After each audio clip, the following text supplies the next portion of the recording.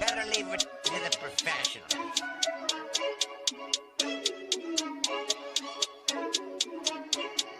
Last by Bundy, blah, blah, blah.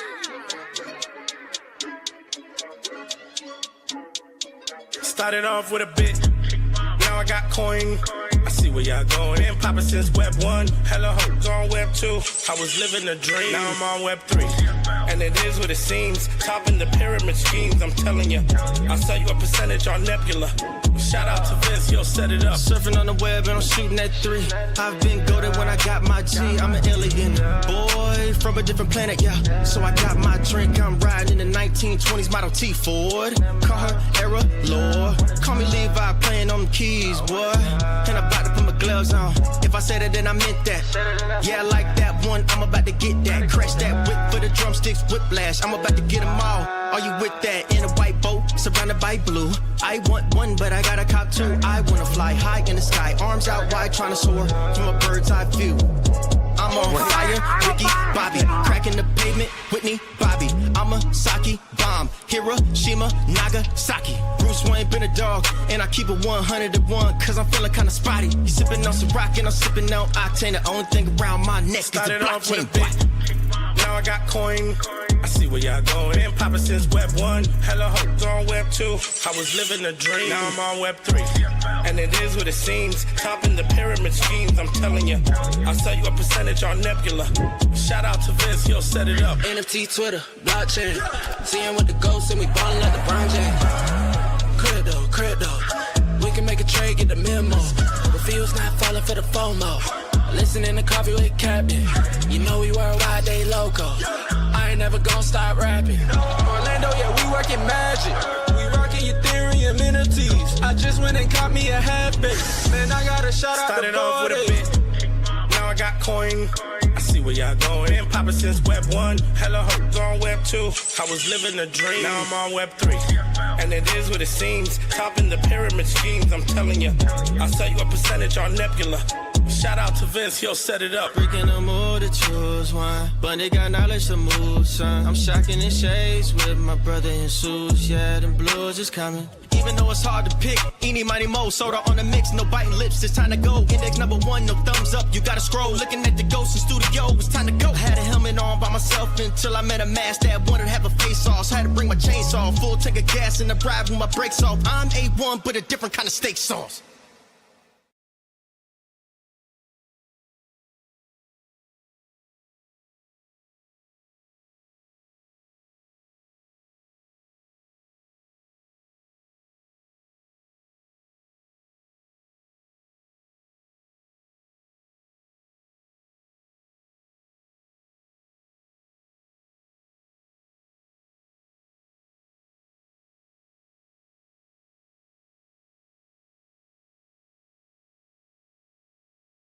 Going to run this back. My apologies. Thank you all to our YouTubers. I was just giving all you a shout out, and you're keeping me on point, letting me know that the mic was muted. One of these days, maybe by show 1159, I will figure out StreamYard and how it works. It just loves throwing me curveballs. But yes, Block Mage, Red Rad Reviews, Machiavelli, Absolute Zero, Web3 Warhead, Thomas. Appreciate you all over there getting that chat warmed up, hitting those like and subscribes in YouTube. We're live not only on YouTube, but also Abstract here on X Audio Spaces, as well as the X video feed. Appreciate you all. Red Rad Reviews. One thing I was asking or shouting out was I was hoping your card show went well over the weekend. Curious any updates on that. If you got all everything you were hoping to sell sold. And we're going to talk a little bit today about secondary markets, both card shows as well as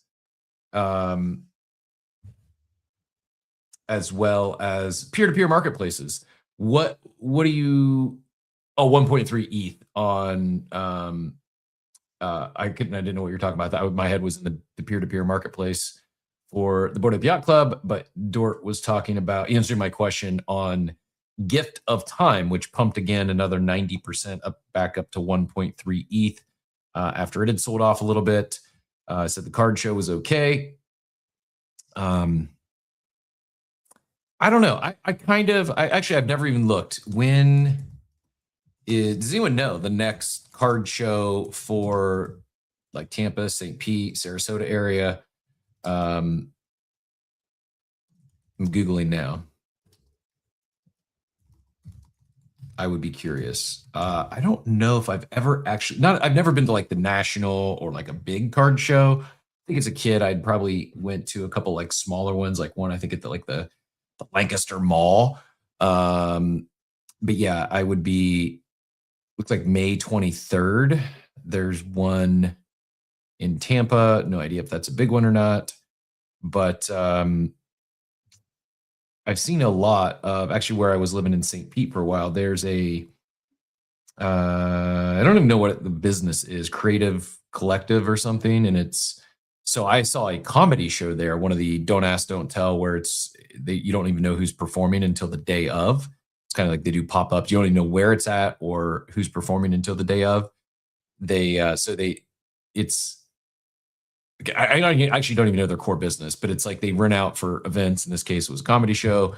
They do host like a lot of like Magic the Gathering tournaments and little stuff there. But it seems like more and more of that, not just the card shows, but these venues that are selling cards, they're hosting tournaments. I think beyond number go up in terms of the price of Pokemon and One Piece and these cards.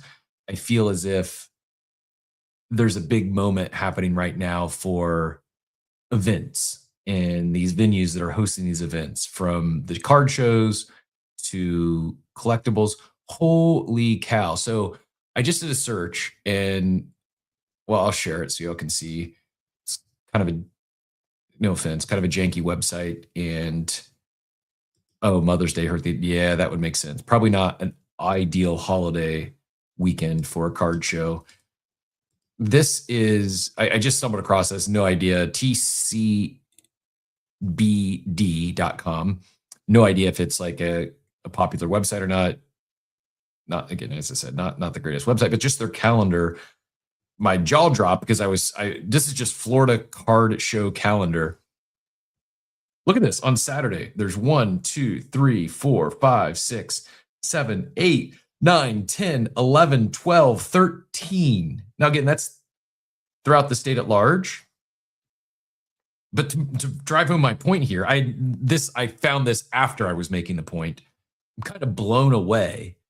13 card shows, conventions, just in Florida alone on this. That was Saturday, May 2nd. So first Saturday of the month. And then, it continues on. Similar, not quite as many, but 1, 2, 3, 4, 5, 6, 7, 8, 9 last Saturday. And then 1, 2, 3, 4, 5, 6, 7, 8, 9, 10, 11, 12 this coming Saturday.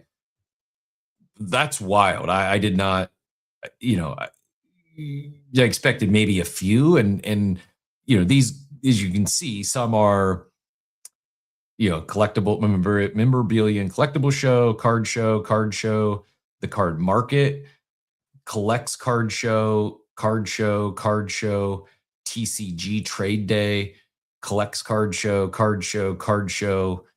I had no idea that it was this big, this many. Again, I know it's the entire state, but I was expecting a couple, maybe a couple per weekend, not a dozen on most Saturdays. Pretty wild. And I'm assuming these range anywhere from, dozens of attendees to thousands of attendees.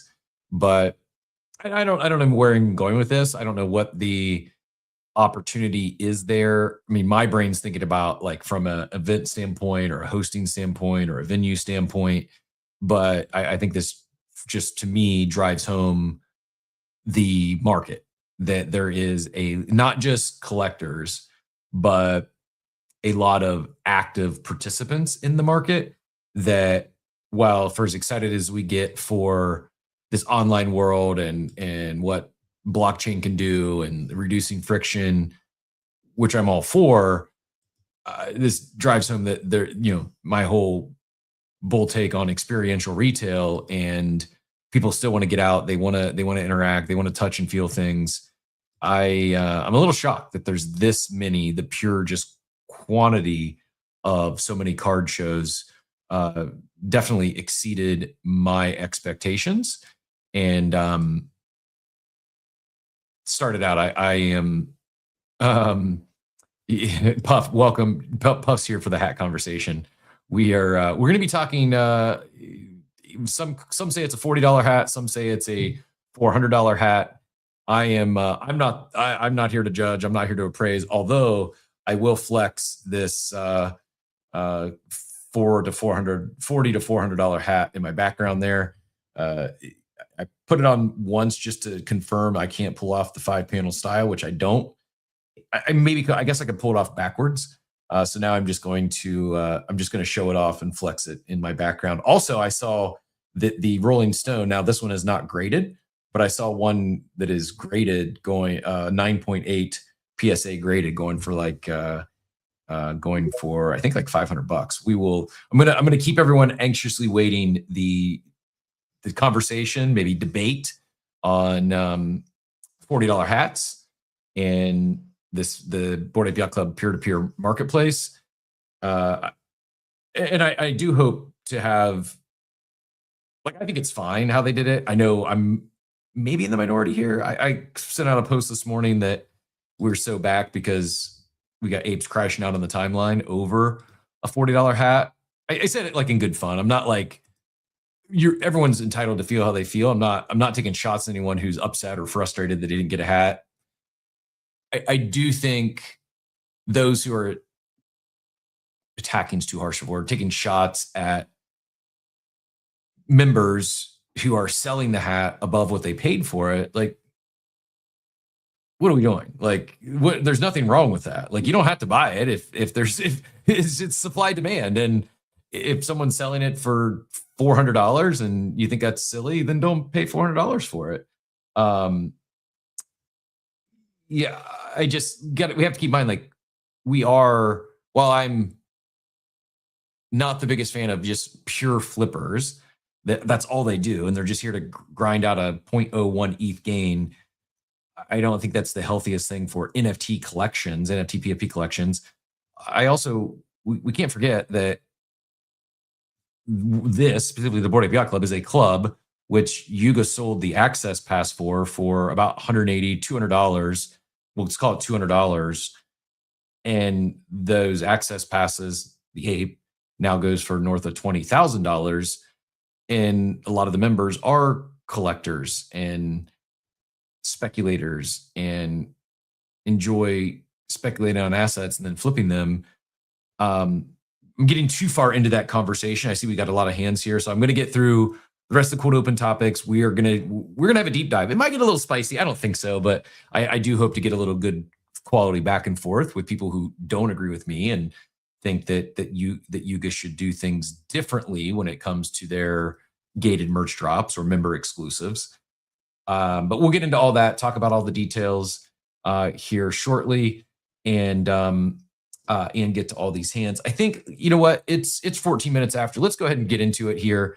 I think Joey was up here first, and I think probably got invoked on the card show conversation. So we'll start with that, and then we will segue into $40 to $400 hats here soon. But let's go Joey first. Joey, GM, what say you about these card shows? Is this the norm? Has there been, say a dozen card shows every Saturday in Florida for a while, like several years, or is this a new thing that is part of the, I assume it's kind of in line with the run up in the Pokemon prices and the secondary market exploding once again? That's probably driving more and more of these shows, or has there been a dozen card shows in Florida every Saturday for the last 10 years? GM guys. Yeah, so first thing I want to say is we're very lucky to live in a state that has a huge population, because there's a huge market down here, not just for Pokemon and One Piece, but sports cards. We're a very sport heavy state. Yes, we don't always have the best teams, but people move here from other places, and from other states where their teams do win. So it's a massive market. Like you can literally find shows during the week too. They're smaller, but there are places to go during the week if you wanted as well.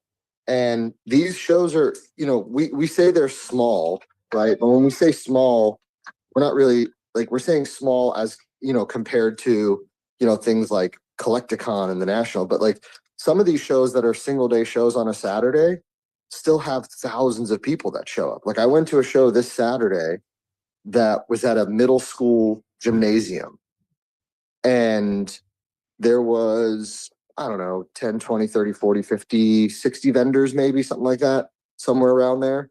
And I'd wager there was a couple thousand people came through there on a Saturday, if not more. It's such a huge market here in Florida, and on the West Coast too. There's almost a show every weekend, in Tampa, Fort Myers, Naples, and I think for me, I think what it is, post COVID and this idea of like everybody going virtual and being locked in your house and all that stuff like that. I think that's what really helped the collectibles market take off again, was people wanted like real connection, real human connection. Like I've seen so many new brick and mortar collectible shops opening, gaming halls that are just literally folding tables with chairs for people to play Magic the Gathering and Pokemon and tabletop games. And I just think we're kind of not transitioning, but we're just in a place where people want to have human connection and hang out with each other. And it's pretty awesome getting to live in a state like this. Cause I talk to some people, like I talk to Steve, and we talk about his collection all the time. And I'm like, oh, you should look for a show here. And he's like, yeah, there's like 1-2 hours away. So we're very lucky to be in a state that's as populated as it is, and that has such a large consumer base that we have that many shows to attend. Yeah, I can't say really I agree, because I haven't been to one yet. I agree in the sense that, fortunate to live in this fine state. But in all seriousness, I think while I won't be going this weekend or next weekend, at some point here, I think I might hit up one of these shows. Quite frankly, because of what BAYC says here in the chat. Lots of flippers in the TCG card market, but collectors and connecting with other passionate collectors makes it such a valuable experience. I'm just a big fan of it in real life. I'm a big fan of connections, and I do think there is, while I may struggle pronouncing many of the Pokemon characters, I do think there's we probably have a lot in common with people that are at these card shows, at these events, and yeah, probably would be a good idea to check one out at some point here in the near future. But yeah, appreciate you sharing. Thanks for the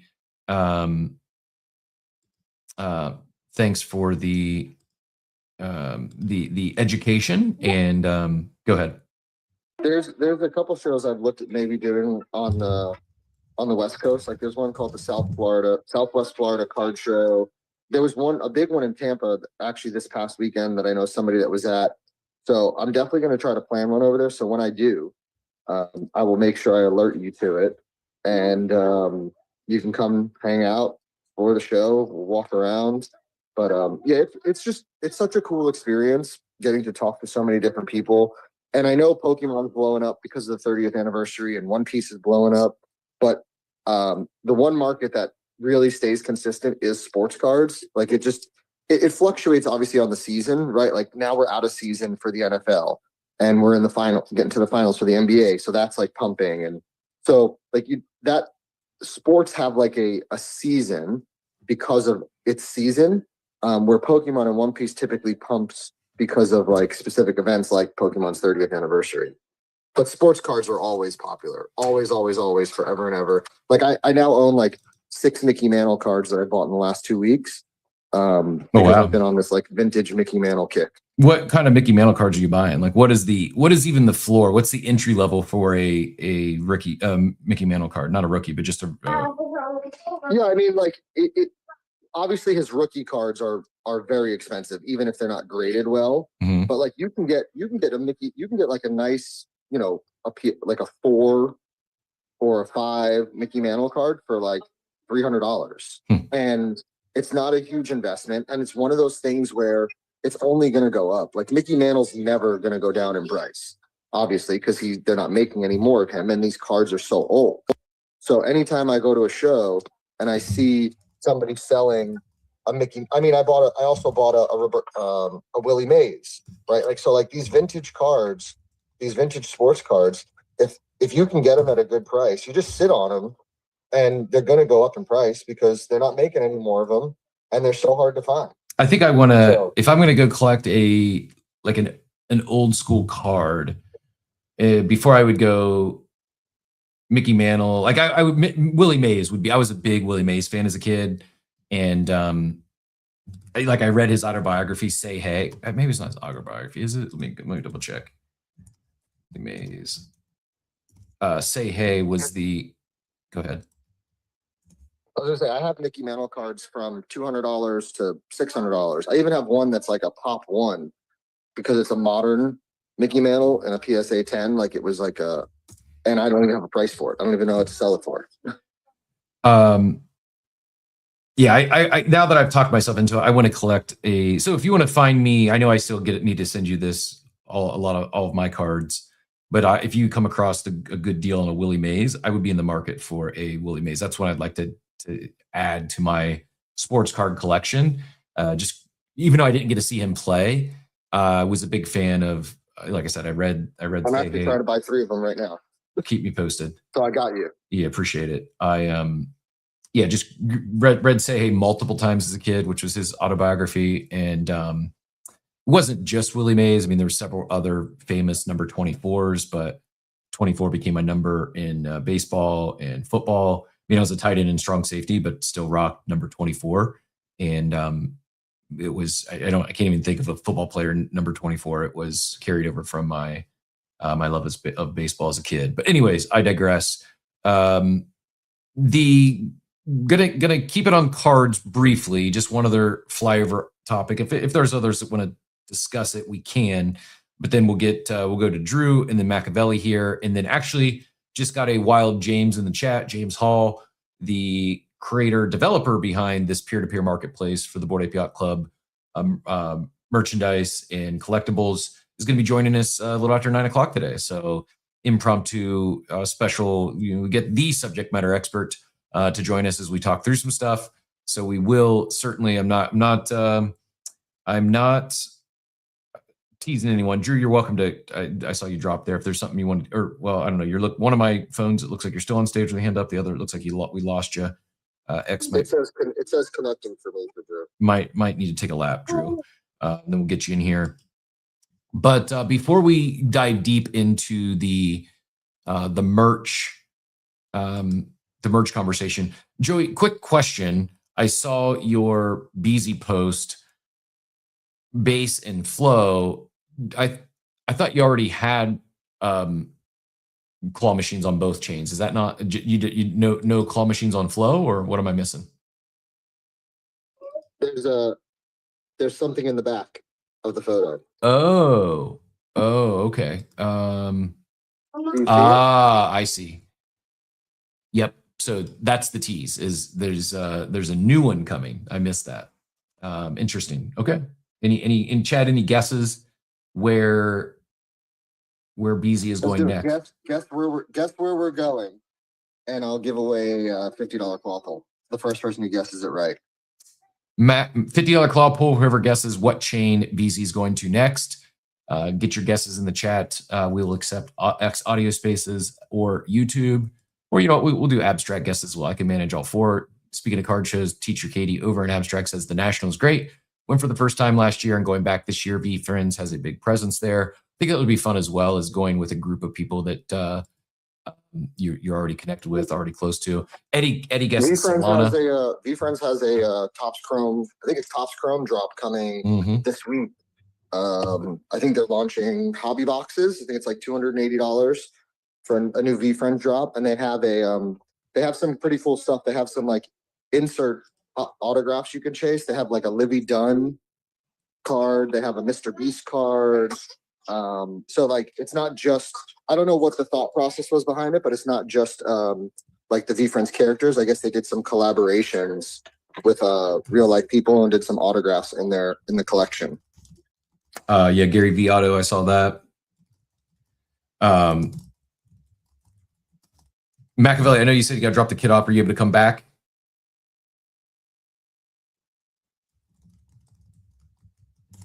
Yeah, we'll come back.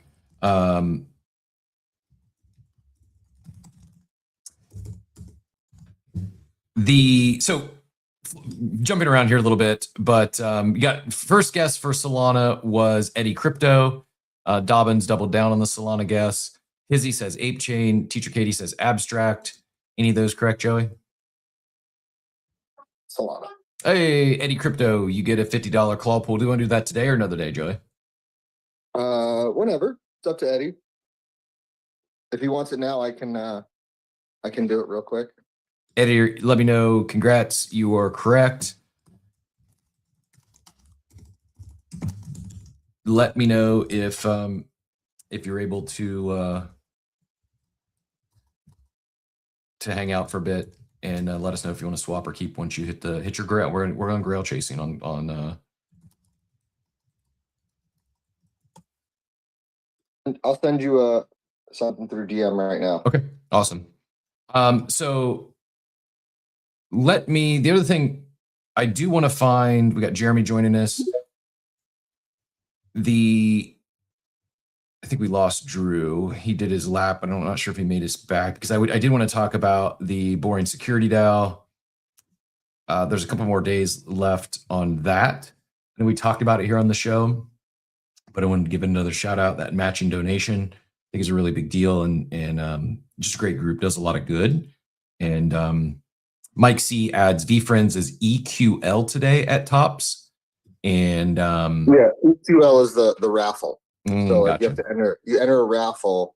That's how they stop the botting of these drops. Is now everything is not everything, but most stuff is an EQL. So you enter in for the raffle, and then later in the day they'll tell you have to basically you submit all your credit card information in case you win, and then if you lose, they'll just say sorry, you didn't win. And if you win, then they'll charge you. I don't know if they charge you right then or they charge you when the cards actually release and ship. But the good thing about the EQL raffles, if you don't win, it increases your odds of winning the next one. So it's worth it to just keep entering, even if it's something. Obviously you don't want to enter something you don't want because then you could win. But if you lose an EQL, your odds go up every time you enter after you lose. So it's kind of a cool system.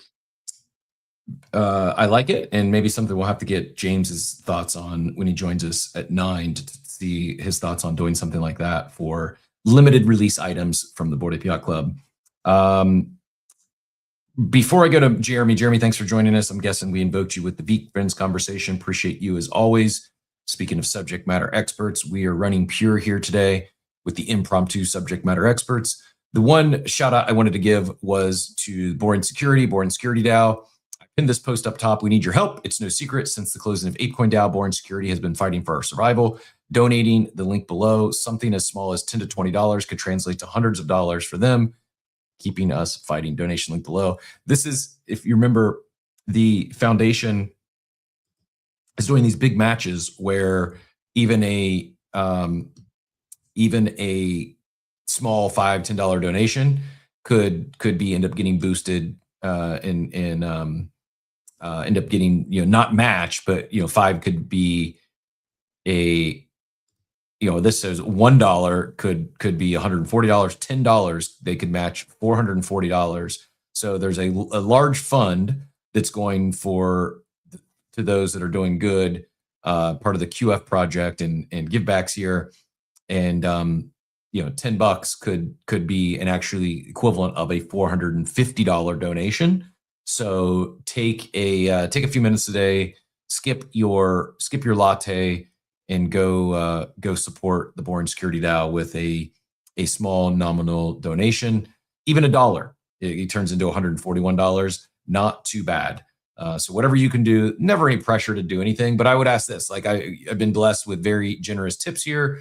Greatly appreciate all of our abstract family, Hans and Teacher Katie and Be Epic over there. My ask today, if you feel so inclined, pass me, defer any personal tips today, and instead head over to the link I pinned up top for Boring Security DAO.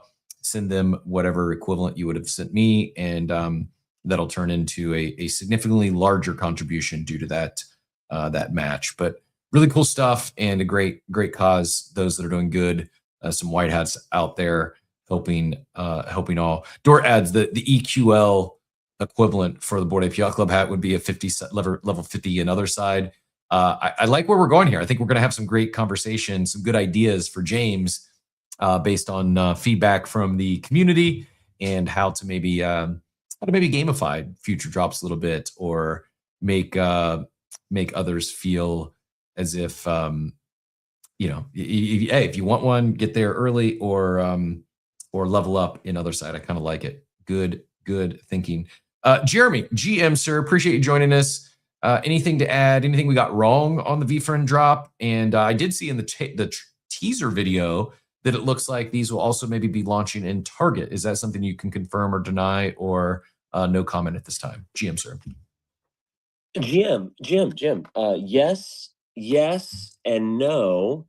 But I actually came up to talk about the Boring Security DAO. Okay, awesome, perfect.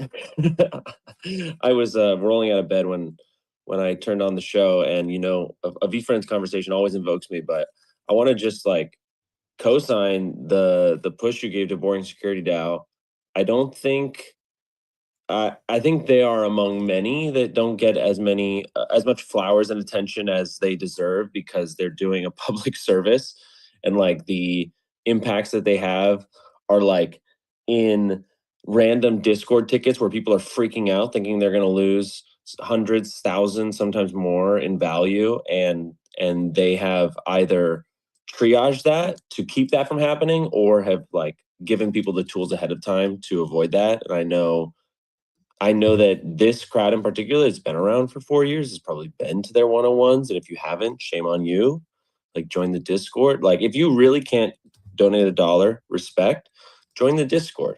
Go to their next event. Like, see what kind of product they put out, because they have been in my opinion, my humble opinion, they have been the gold standard in organizing the community and the resources needed to just like insulate yourself from all of the most common attacks. And anytime a new one comes up, it's Boring Security DAO that has like the TLDR. Yep. Great take. Double tap on all that. Well said. And I used to say, I think like ThankApe was one of the best things that came out of the ApeCoin DAO. And while it was great, I did enjoy ThankApe, and I think it did a lot of community good.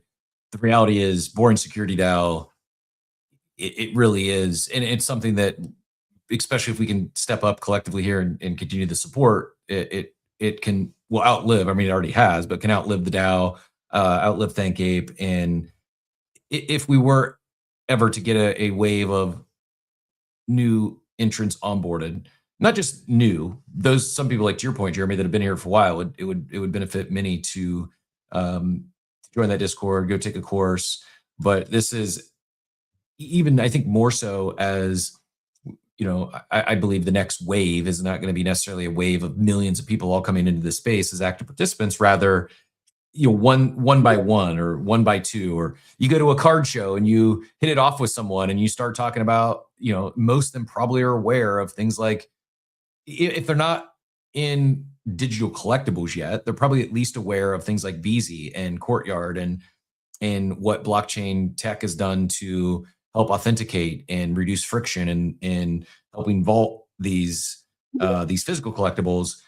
That to me seems like a great opportunity to connect with some people and then onboard. And when you onboard them, their starting point, be it at a place like Boring Security DAO, is it was a great starting point in my opinion. It's where anyone, if I'm talking to someone and they're coming into the space in 2026, it would be at the top of a very short list of places that they need to check out, they need to join, and courses they need to take before they start, self custodying their assets. Go ahead, Jeremy, and then I saw Drew got back up on stage, so we'll let Drew get in here. Drew, if there's something else you want to talk about, by all means, but since we're on the topic of boring security DAO, feel free to add to that. But Jeremy, back to you. Yeah, I'll be quick on the VeeFriends stuff. I appreciate you bringing it up. And by the time launch day comes in June, I really do want to set up that time for Gary on the show. Be awesome. I think he can speak to it best in terms of the kind of the brand reputation, the global relevance of Topps Chrome, what it means for us coming back for the second year. We've got 200 characters in this set versus 100 last year. It's a big deal in the sense that it was no doubt the most significant onboarding event that we've had for VeeFriends since probably Series 2 NFTs, and we intend to overtake that this year. But for everyone today, I can't comment on the red shopping carts. That's number one. Number two, you said you can't comment. To Joey's point, EQL will charge you at the time of the raffle, not at the time of the release. So like if you submit for 10 you boxes. Can tell I never win you could tell I never win an EQL raffle, sadly. well then you should definitely get in today, because like you said, your odds go up every single time. But it's really important to like not raffle in for more boxes than you actually want, because you can win them all and get charged for all of them. And for those who are like really gunning for them, be aware that you should use a card that has enough available debit, and if you're using credit card, to make sure it's with a bank that is used to that size of transactions, because EQL will not retry your card. They only do that for their EQL members, which is like $4 a month, and they give you only 15 minutes for what they call the win insurance. So like if you win, your bank declines it just because it's a first-time merchant, you don't get a second chance. So just be aware of that. And the most important thing is that it's only open for 1 hour today at 12 p.m. Eastern time. There's 4 different EQLs for the different box SKUs, for cases, for mega boxes, hobby boxes, and blaster boxes. So if you want to get it, which, there's people paying a small premium right now for the boxes. So there's really that, which is like a blessing and a curse, right? It like brings scalpers in, but it's also driving economic activity into VeeFriends. And so we love it. There's really no reason to not try, because there's no risk. I think actually, Joey, do you know if there's like a $2 fee or something to enter? No, it's free to enter. Yeah. I mean, well, every EQL I've ever entered for anything has been free. They don't even do like a pre-charge. They just tell, you just have to submit in all your credit card information. Yeah, but that sounds right. There's blasters, megas, hobbies, and then are there cases of each, or only cases of hobby, limited to one case? I mean, that's the one that honestly, like, I would say if you can support a $3,000 transaction, that's probably your closest thing to alpha on this. Because like I think I got 2 alpha things on Chrome. One is that mega boxes are right in the pocket of value for dollar, because if you're chasing one of ones, for example, you're going to on average spend like $1,200 to $2,000 on the other SKUs for the same chance at hitting a one-on-one of spending half that in mega boxes. It just like that's how it works out with the odds, because mega boxes have 7 cards instead of 4 cards per pack. Go ahead, Joey. Are you guys, for your megas, are there guaranteed? Well, actually, I can just go to the Topps website probably. I got to pull it up on stream too. There's some guaranteed exclusives, but like all the biggest like with sports cards, they change, because with sports cards they do different, right? Like megas, you're hitting, like for example, for like mega basketball, you're hitting X fractors, right? And then for the hobbies, you're hitting, you're guaranteed like 2 autos per box, or right. So sports are So we actually have the X Fractor in our hobby. In our mega. It's exclusive to the mega. Then we have a yellow refractor exclusive to the blaster, plus a 1-of-1 blast off exclusive to blasters. And then the hobbies also have exclusives, which I don't know all of them off the top of my head right now. But yes, The short answer is yes. The other thing I was going to say is like there's so much demand for sealed cases that if you can stomach the charge, it's like that's probably the best EQL to go in for, whether you want it or not. I have a question just on get like that. one blaster, just like get one to rip, because who knows where they might show up in the next couple of weeks. You mentioned Target. Is there going to be Target exclusives? I didn't mention. He didn't mention Target. He said he couldn't comment on the red card. I was the one. I was the one speculating Target. Sorry. I do have a question though on the. You mentioned sealed cases. Like if you get a hobby case, which is 12 boxes, are the 12 boxes individually sealed inside the case so you could crack the case? Okay, so you can crack the case. If you're buying a case though, if you're buying a case to open, then if you're looking to open boxes, right? Like the case price is typically the same as the individual price, right? So like if it's $250 a box, a case is going to be $3,000, right? Like you don't get a discount for buying a case. Most people buy a case because they're going to keep the case sealed and try to flip the case. All together. Also because there are case hits. That's what I was going to ask. Do you guys have case hits guaranteed if you buy a case? Yeah, I mean it's like 99%. It's like okay. They're not guaranteed to the point that Topps is going to replace it if you don't hit it, but like of course it's like average per case. Yeah, so then that's the other reason why you buy a case too, is because you're gonna if you guys have case hits, then I want to buy a case because I know in one of those 12 boxes I'm gonna get a case hit, which could potentially be bigger than what I paid for that case versus buying 10 individual hobby boxes, which could all be duds. If you go to VeeFriends.com/Chrome, like all the information is there, or links out to where it is on the inserts. Like we have 13 different inserts, a new design on the base card, 149 new characters, not new to VeeFriends, but new to Chrome, and like all the details are on VeeFriends.com/Chrome. Very cool. I'll drop the. I mean, Jeremy just gave you the site, but here's the blog on details as well. And am I right in reading this? So the pre-sale for anyone, you don't have to be a holder. Anyone can get in this pre-sale. It's only for an hour from noon Eastern to 1 p.m. Eastern today. Is that right? That's right. Today for 1 hour only. And then they usually pull the results like by the end of the day. And then for holders, they're still purchasing the boxes, but they are guaranteed a box depending on what they're holding. It's $59 per mega box, and it's basically if they hold a Series 1 core rare, very rare, they're guaranteed one box. If they're holding an Epic, an Access, or Gift Coat, they're guaranteed 2 boxes. And if they're holding a Spectacular, they're guaranteed 3 boxes that, again, they purchase. So it's not free, but they're guaranteed to get that 1, 2, or 3 boxes depending on what V1 or VeeFriends 1 they hold, right? That's right. Series 1 only. I shed a tear for all my Series 2 holders because we really did try. But Series 1 only for Topps. It's their distribution, it's their product, and so we'll keep fighting for that. But Series 2 will have other opportunities, just not guaranteed allocation in the Chrome release. And it's mega boxes only, and like you said, tiered by rarity with 1, 2, and 3 per token.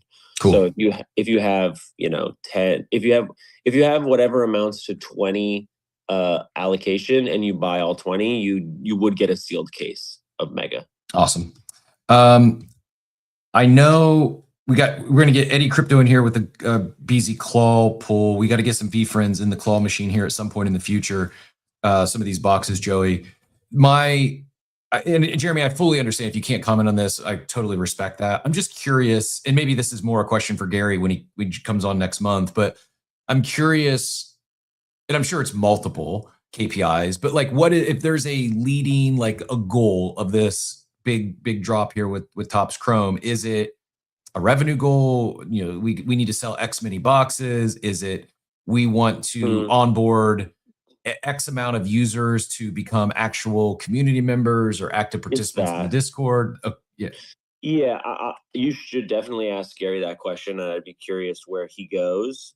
I think the P0 is the revenue. Like that's just the blood in the veins.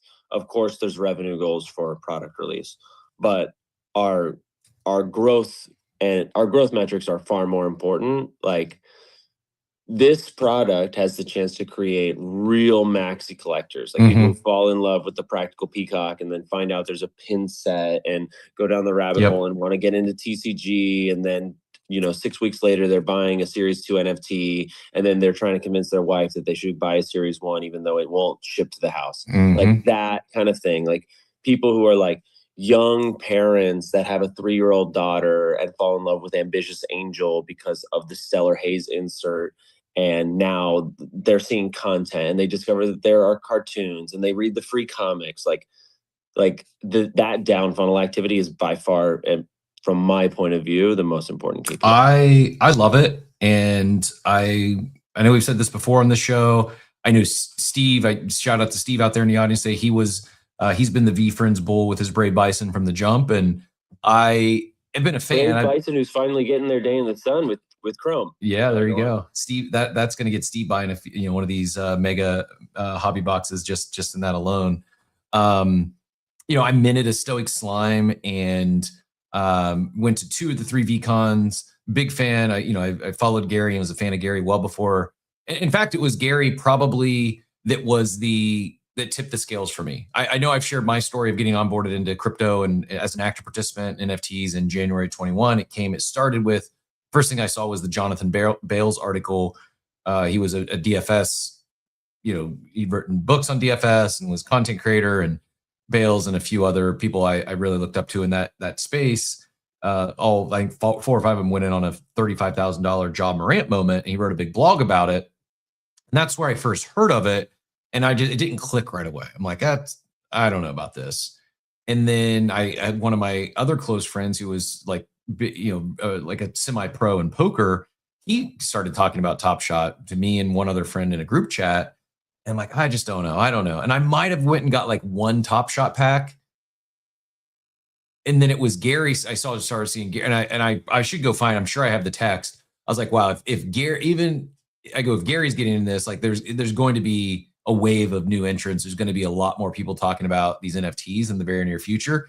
And so yeah, Gary directly was responsible for me jumping in with both feet. If not, might have been the inspiration behind buying my first Top Shot pack. But so again, big fan, and I would say VeeFriends still isn't getting enough attention in the NFT PFP realm or NFT native brands from that 2021 class. Or whether you're a fan of Gary or you don't like Gary, or you're a fan of VeeFriends or you don't like VeeFriends, how they've moved and grown the brand, continue to scale the IP, generating real revenue outside of just selling to their existing core crypto audience, while also continuing to reward and provide utility to their OG supporters. Like, there's no guaranteed utility. He probably did it maybe the best with the whole pass idea with a 3-year access, and nothing guaranteed beyond that, but yet still acknowledging, hey, we still have our core supporters. Let's find ways to show them perks and utilities. In this case, it's, hey, you've been around, you're holding this digital asset. We're going to get you into a pre-sale, guaranteed to get a box or 2 or 3. And that alignment is, I think it's really important. There's not just one way to do it. And I think we're seeing more and more come back to alignment with their NFT holders. But yeah, I just wanted to call extra attention to that, because I don't think it gets enough credit where they've sold and grown the business outside of crypto while still driving alignment and value back to their OG supporters. It's not lost on me that I go to OpenSea and the VeeFriends featured on the homepage right now, 1.4698 floor. Only 1.6 listed, and yeah, love the approach. Congrats. We'll look forward to having Gary on come launch date. If you're interested, everyone's talking about these watches, and go get in line for 6 days. You gotta wait in line for 6 days. You just gotta be getting that pre-sale. You got an hour window to do so today, starting at noon Eastern. Jeremy, anything else on VeeFriends or security before we go back to? We'll go back to Joey for a quick response. I do want to get Drew in here for Boring Security, and then we will see if we can get Eddie Crypto's claw pull before 9 o'clock and James joins us. Jeremy, any other thoughts there? Just that I love you for saying all that. You know, there was a lot of energy that came out of Miami with the founders meeting that Luca hosted, and Maha and Pepe from the Penguins team. They're hosting continuations, and so I was able to join that yesterday. Nice. And I'm thinking of that because inevitably what we ended up talking about in that call was like what is the problem we're actually looking to solve. Like if we're trying to solve the NFTs have a bad reputation problem, like not only is that a losing game, it's not driving value to any of the people who actually care about our projects. Mm-hmm. Like the game is not a reputation game, it's an impact game. And the fact that Gary has made an impact on you such that you have gone and done all these things because you're an incredible entrepreneur in your own right, but that in this moment you want to give that speech, like that kind of like chilled me to the bone. Like I think like that is an unmeasurable KPI that is so key, because like you're just not getting content of like the pack rip and like the kids screaming, and like we're seeing that on Whatnot. We have all these live stream platforms now, but there's still so many like intimate private moments that are really how impact, if I can use that word, manifests and is sticky for people, and builds those memories that keep people coming back to a brand whether or not they're spending their money. And we just believe in that so much. And the last thing that Gary would want me to also add, beyond the gratitude for having me on the Space Cap, is for the holders who are listening to this or who listen to the replay, you do not need to collect Topps Chrome. Like the Topps Chrome, we hope you love it. We hope you enjoy it, but like we didn't make this product for you. I think it gets confused that like because we release something, like holders are expected to buy it. And Gary tells me all the time, and I push back and be like, I'm not sure I believe you. But his response to me was like, it's because you don't know me enough. And he says all the time, he's like, if nobody buys it, it's okay. Like that's the merit of business. If you make a product and nobody buys it, guess what? You fucked up. Well, and I think the thing we'll see with Gary and VeeFriends is there's been products they've launched that haven't, I'm sure some sold. There's probably not been a single thing that didn't sell any. Right, but there's been some better than others for sure. Yeah, there's been some that didn't knock it out of the park. It's been one that, hey, we took a shot, it didn't land like we thought. And I think the thing about Gary is he's just not going to stop. He's just going to keep taking swings. He said this is a lifetime project. Zane in the chat is like, I can't believe it's been almost 5 years for VeeFriends anniversary this week. Time really flies. It does.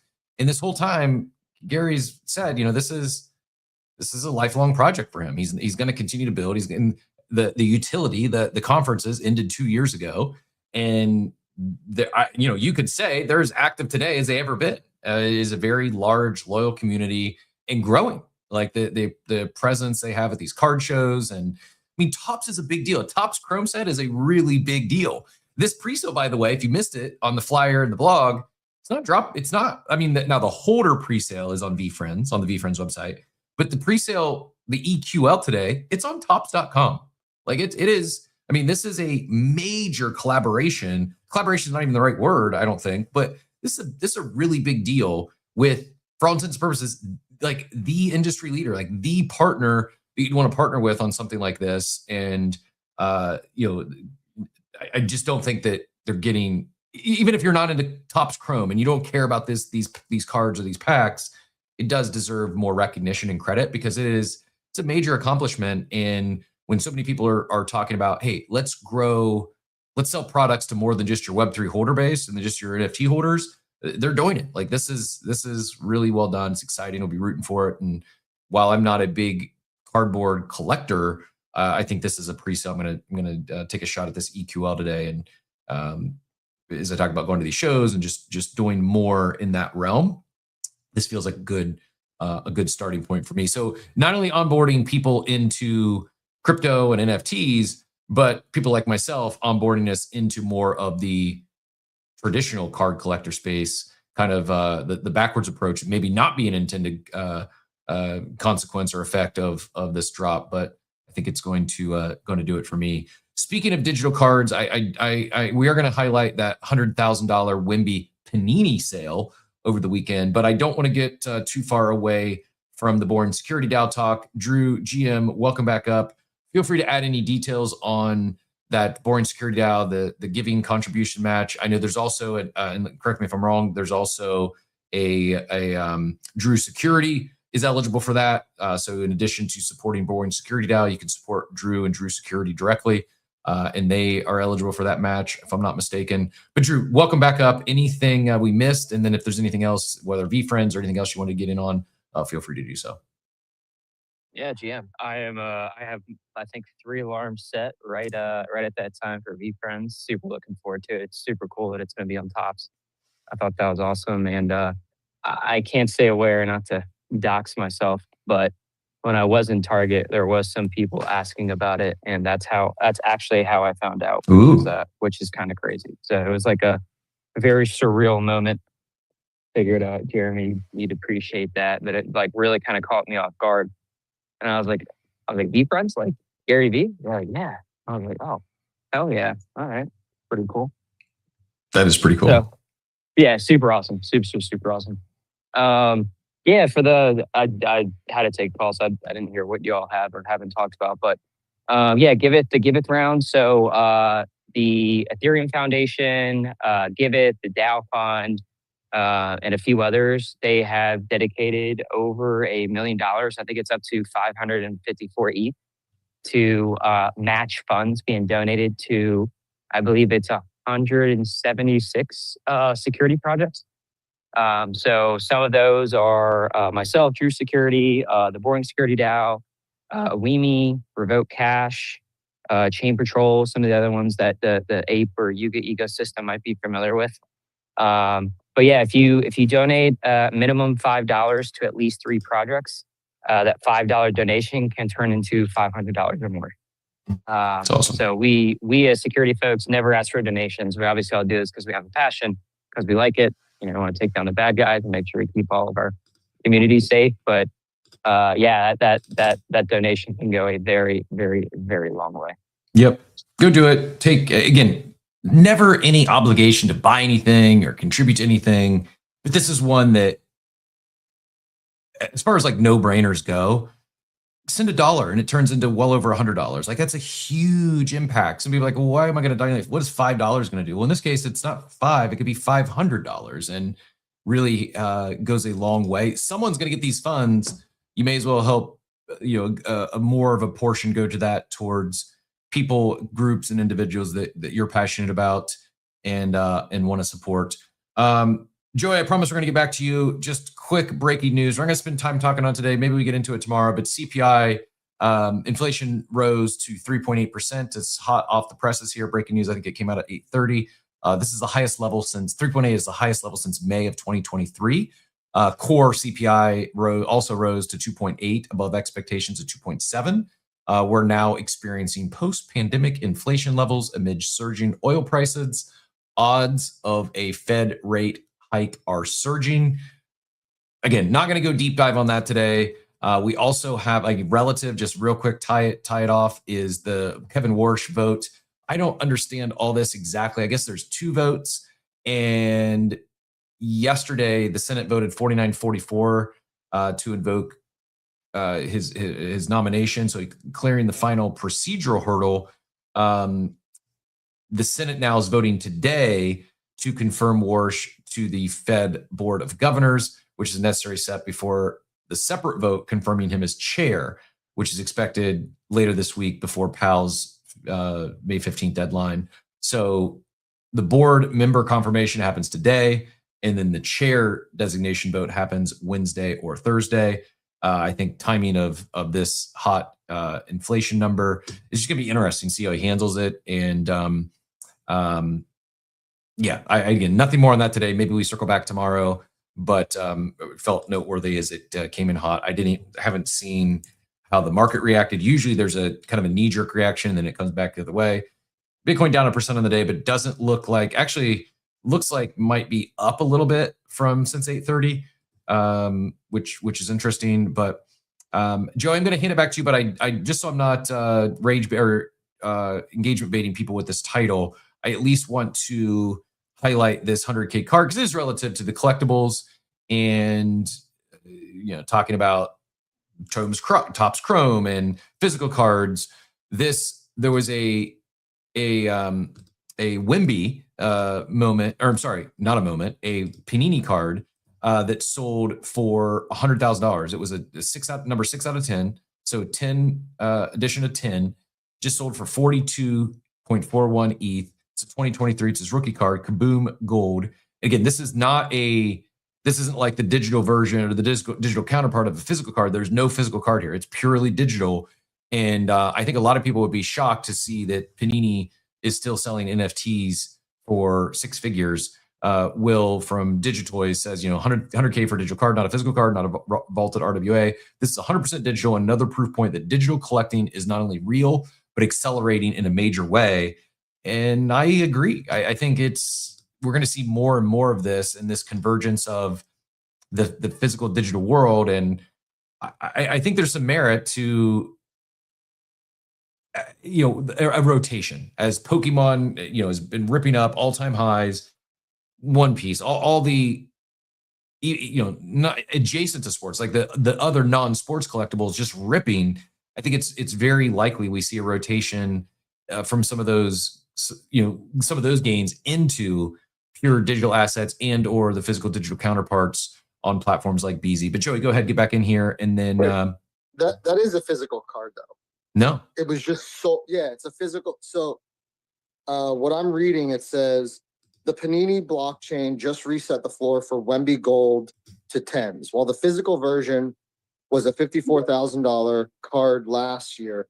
This 100,000 digital sale is the highest Wemby Kaboom rookie card sale, physical or digital. Card Ladder is valuing the physical at a staggering 125,000 because this card that.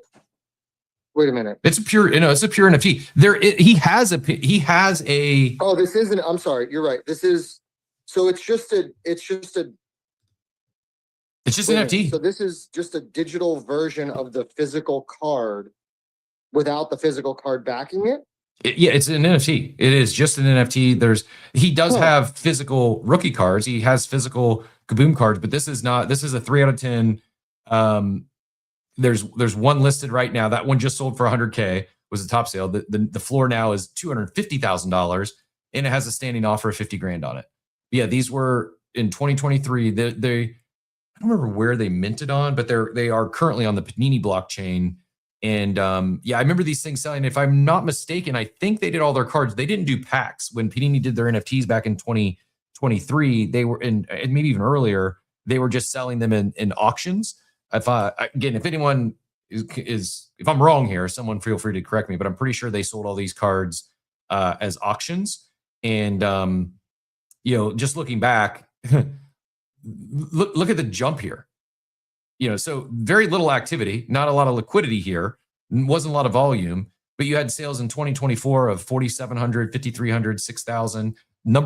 Serial number one sold for 12,000 in 2024. Fast forward a year and a half, and the floor is up. Now, granted, Wemby has, I guess anything's possible. There is injury risk. But in 2023, he was kind of like a speculative alien. Now he is kind of locked himself in as a real superstar that is presumably going to continue to go up and up. And this is not the digital version or digitized version of the physical. It's a pure NFT being sold on the Panini blockchain. Well, so it's pretty crazy. Yeah. That it's just a digital replica of the physical, because I just looked at the digital version and it looks exactly like. I don't see a difference. Interesting. In how it looks. Like you would think that maybe it would have some type of like I found an X post where somebody shared a picture of obviously both the physical, which is a PSA 10 slab, and the digital version, and it looks like the exact same card. But a little bit of animation in the NFT, but like go ahead. A little bit of animation in the NFT, but yeah, it's very similar look and feel to the physical version. Yeah, That's interesting. That's cool though. I mean, it's proving the thesis regarding digital collectibles as RWAs or whatever we want to call it. But my question, Jeremy left, so I didn't get to ask. But so I know that I was going to ask about the VeeFriends cards. What it looks like to me is like this collection that they're launching with Topps Chrome is an actual like collectible card versus where previously they released cards that were for the compete and collect game. Mm-hmm. Unless I'm not looking at the cards correctly, because I'm not an expert on VeeFriends cards, so I don't know like what they're quote unquote supposed to look like. No, I think you're right. But That's my understanding as well. Yeah, these are just pure collectible cards, not part of the compete and collect game. Their version of their TCG is my understanding. But yeah, so these are like collecting, like, you know, if you were going to go collect like athletes, like basketball cards, where the other collections they've done are more so like if you were, you know, Pokemon cards or Magic cards, right? Like those were for the actual trading card game. Yeah, I want a Livy Dunn autograph card. That's what I want right now. I kid, but real quick digression relative to music. I know people tune in for my music takes and who to front run.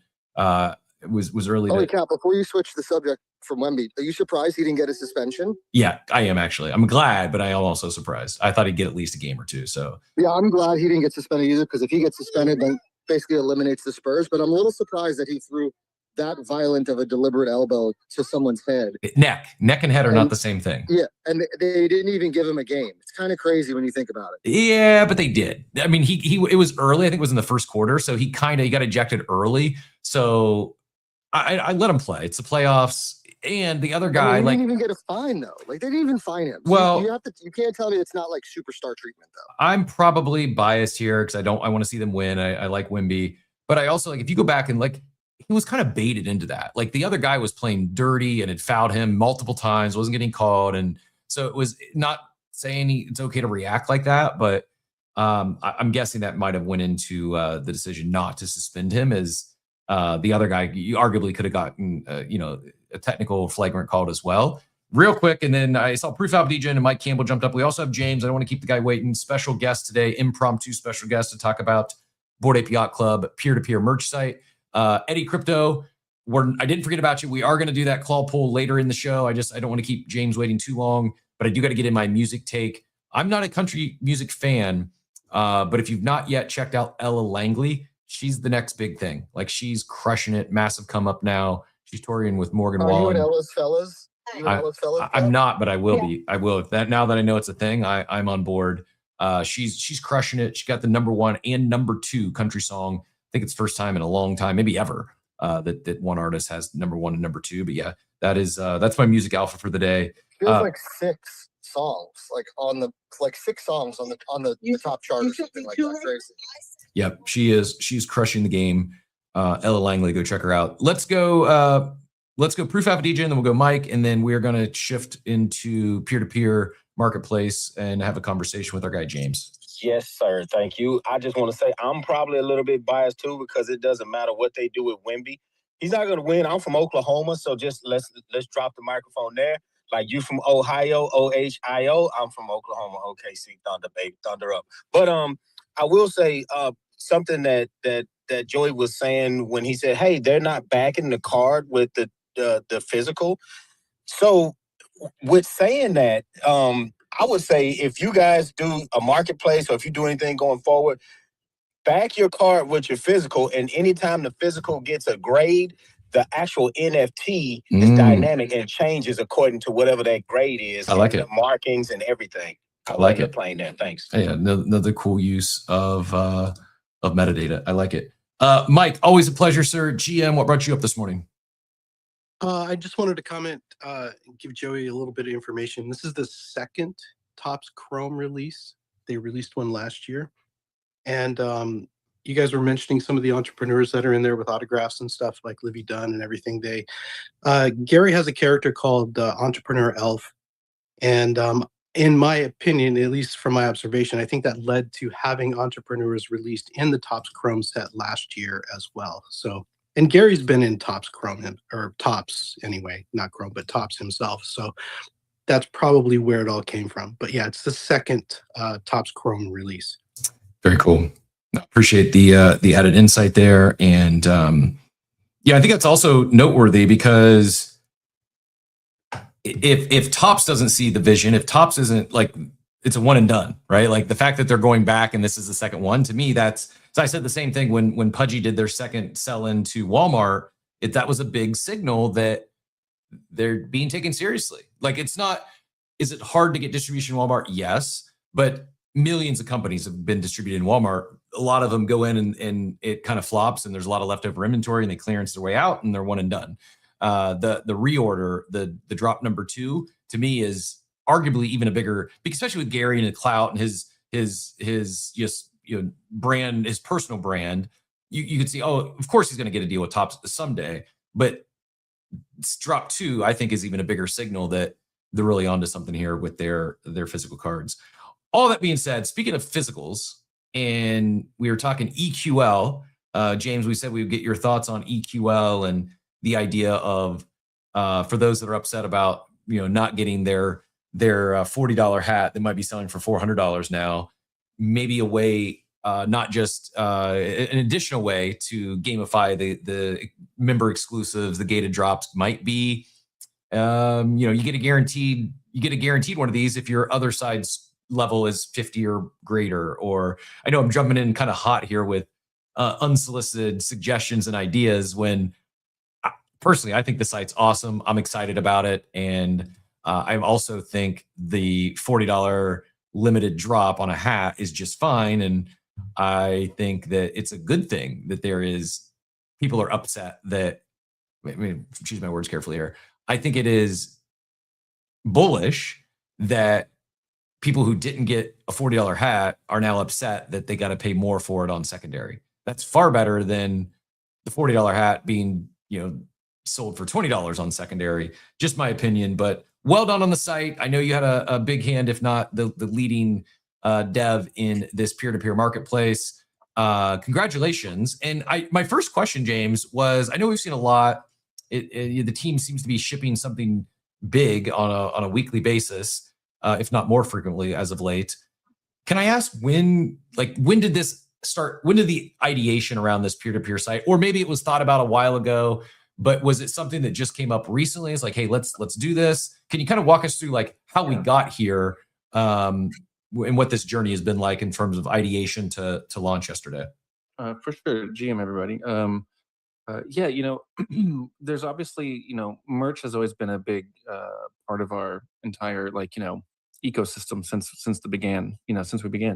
I mean, it started out with the founders, like, you know, shipping it out of their house. You know, there's been all those pictures of like all the boxes and stuff that they would send out and stuff. So we've always like really, really loved merch, and you know, all of our holders and everyone in our ecosystem loves it. And you know, there's merch chats and all sorts of stuff. And you know, people talk about getting these things on eBay, and we've always kind of had people requesting like, when can you guys set us up with something to help facilitate this? I don't want to use eBay. I don't want to do that. Like, why can't we do X, Y, and Z? And you know, for a lot of the times, we hear those things and we want to as well. And I feel like we've been so busy. We've been so busy just with a bunch of stuff, right? And as Garga took control, you know, we started offloading things, for lack of a better term, right? So we were able to have a little bit more bandwidth to focus on some things that folks were asking for and things that were important in our eyes to kind of launch on. You know, when we were a lot of the times recently, it just comes from us talking in Slack and being like, hey, can we build this? And, you know, how fast can we execute on it, right? And, you know, AI is a very powerful thing, especially, and this is where I will like kind of like pat myself on the back, especially if you know how to like really like wield it. You can move quickly with smart guardrails and stuff like that, right? Like I've been building websites for 20 years, so I can kind of like help AI build a little bit faster and a little bit smarter, and making sure I like be explicit with some stuff. So you know, all the stuff, you know, everything that comes out has always been like little sparks of stuff that we kind of like ping pong around for a long time, and then finally like, okay, cool, let's just do it. Like, let's stop ping ponging it and let's just execute on it. And so I think we've also gotten comfortable with launching V1s. You know, I think right around like, you know, I'd say in 2021, you know, I think we had to make sure everything was like so perfect, right? There was so much scrutiny and stuff, and any little misstep could just be like so much like chaos on the timeline. And I think we started to build in a heavier trust with folks saying this is going to be a V1 and building in public. It's one thing to say you're going to build in public, and it's another thing to actually build in public, right? And so like this P2P is very much a build in public. I love it.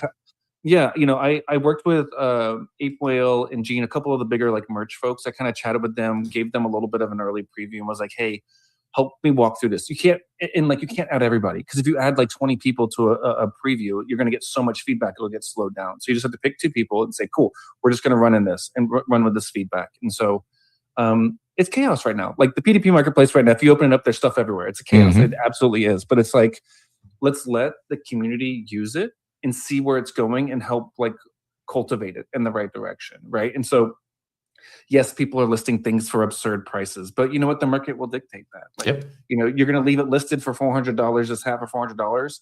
Maybe someone buys it because they get tired of waiting. Maybe not, and you'll have to bring the price down. Like, I also think that some people are just posting things to show like what they have, and that's okay too. So, Dude, I think that's like, sorry to cut you off. Yeah, okay.